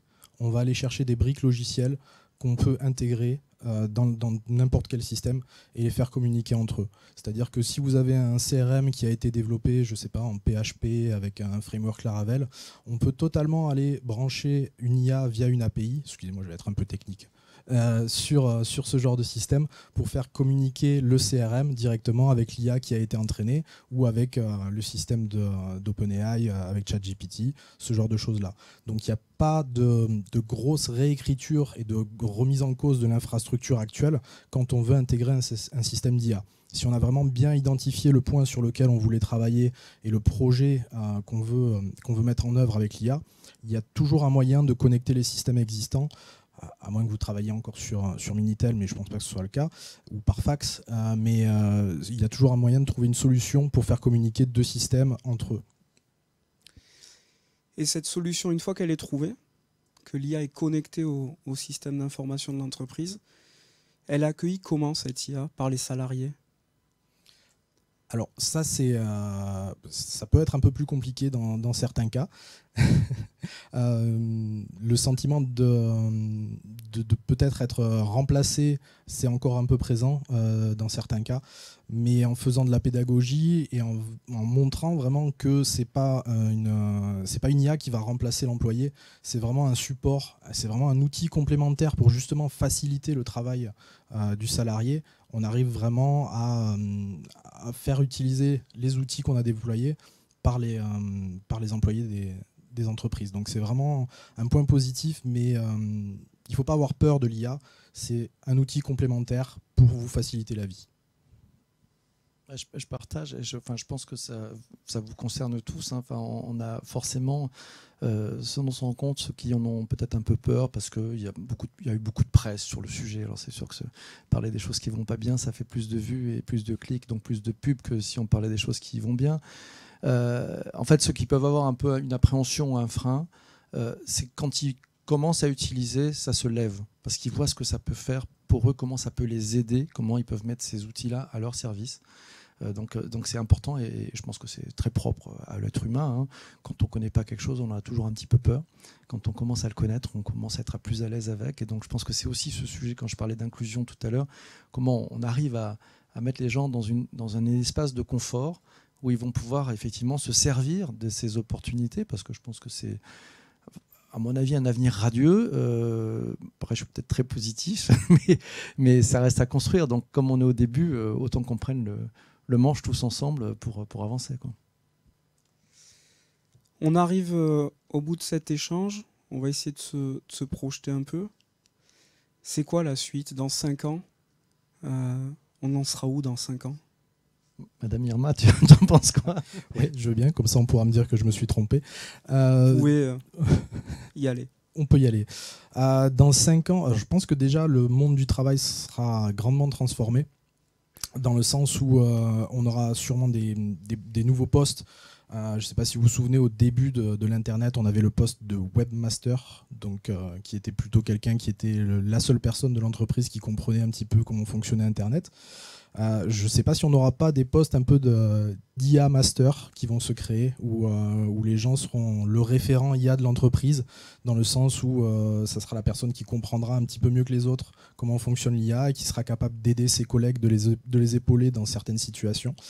Je pense qu'aussi au niveau de tous les emplois, on va avoir beaucoup de CV avec notamment Pack Office, avec aussi inclus Copilote. Ça va se démocratiser, je pense, dans toutes les branches, parce que c'est vraiment un outil qui va être complémentaire, Copilote ou ChatGPT. Donc ça va être quelque chose qu'on va voir de plus en plus dans les CV et qui sera vraiment un critère de recrutement, je pense, dans tous les types de postes à venir. Après, au niveau de l'IA globalement, d'ici 5 ans, je ne sais pas si on aura atteint l'IA générale. Ça, c'est un grand débat. Je pense qu'on aura vraiment comparativement à aujourd'hui, on aura fait au moins du x10 ou peut-être du x100 sur les capacités de l'IA qu'on a aujourd'hui. Donc, où est-ce que ça va nous amener? Ça, c'est vraiment fascinant de voir l'époque dans laquelle nous vivons et de pouvoir vivre ces moments cruciaux dans le développement de l'IA. Merci Julien. Je pense que dans 5 ans, on n'en sera qu'à 1% du chemin. Parce que ça avance vite, parce que le chemin il avance en même temps que nous. J'espère pas plus vite que nous. Je pense qu'il y a un truc qui aura changé, il n'y aura plus aucune faute d'orthographe. Moi, c'est ce que je vois avec mes enfants qui utilisent ces outils. Ils font plus de fautes. C'est incroyable comme ils ont progressé. Donc ça, je pense qu'on n'aura plus de fautes d'orthographe. Donc ça sera, je pense, un truc... ou alors, il faudra vraiment le chercher. Hein. Donc ça, c'est le truc, j'en suis sûr. Après, je pense qu'on sera qu'au début. On aura sûrement transformé plein de choses, mais on sera encore en train d'en transformer d'autres. Ça nous aura ouvert de nouveaux champs. Je pense que ça vous aura tous ouvert des nouveaux champs de business, des nouveaux champs aussi de possibilités de vous organiser. Ça aura peut-être libéré au sein de l'entreprise des talents auxquels on ne pensait pas, des personnes qui avaient des soft skills incroyables et qu'on avait embauchées pour une fonction et qui finalement s'avèrent pouvoir développer d'autres choses formidablement bien. Je pense que ça va mettre la lumière sur les expertises, ceux qui ont du métier. Je pense que on le voit dans les choses qu'on teste. Il y a ceux qui ne connaissent rien ont des gains très rapides et ceux qui connaissent beaucoup ont aussi des gains. C'est ceux qui sont au milieu, c'est un peu compliqué. Donc ça donne beaucoup d'encouragement pour les gens qui ont du métier, ont de l'expertise. Et j'aime bien un truc qu'a dit Luc Ferry. Après on aime, on n'aime pas, mais il a dit finalement il y a peut-être un sujet pour les gens qui sauront faire la tête, le cœur et la main. Et c'est peut-être eux qui vont prendre pas mal de choses dans nos entreprises. Donc c'est chouette. Merci à tous les deux. Je pense qu'on peut vous applaudir.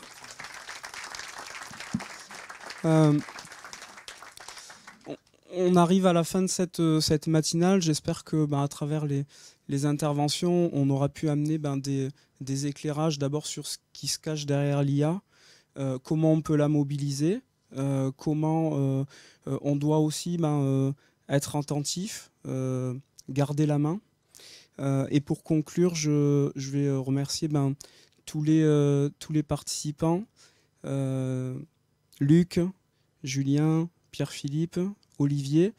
Vous remerciez vous aussi pour votre participation et également pouvoir renouveler ce type d'événement dans nos locaux. Je crois que c'était la première fois qu'on faisait une conférence dans nos locaux ici à Saint-Estève. Donc c'est quelque chose qu'on va renouveler, j'en suis sûr. Et puis je remercie tous les partenaires, l'Imerir qui nous a mis à disposition le petit robot. Donc si j'ai bien compris, vous allez pouvoir discuter avec lui pendant le repas. Et puis bien sûr, toutes les équipes de la BP Sud qui a participé à la création de cet événement et je les en remercie.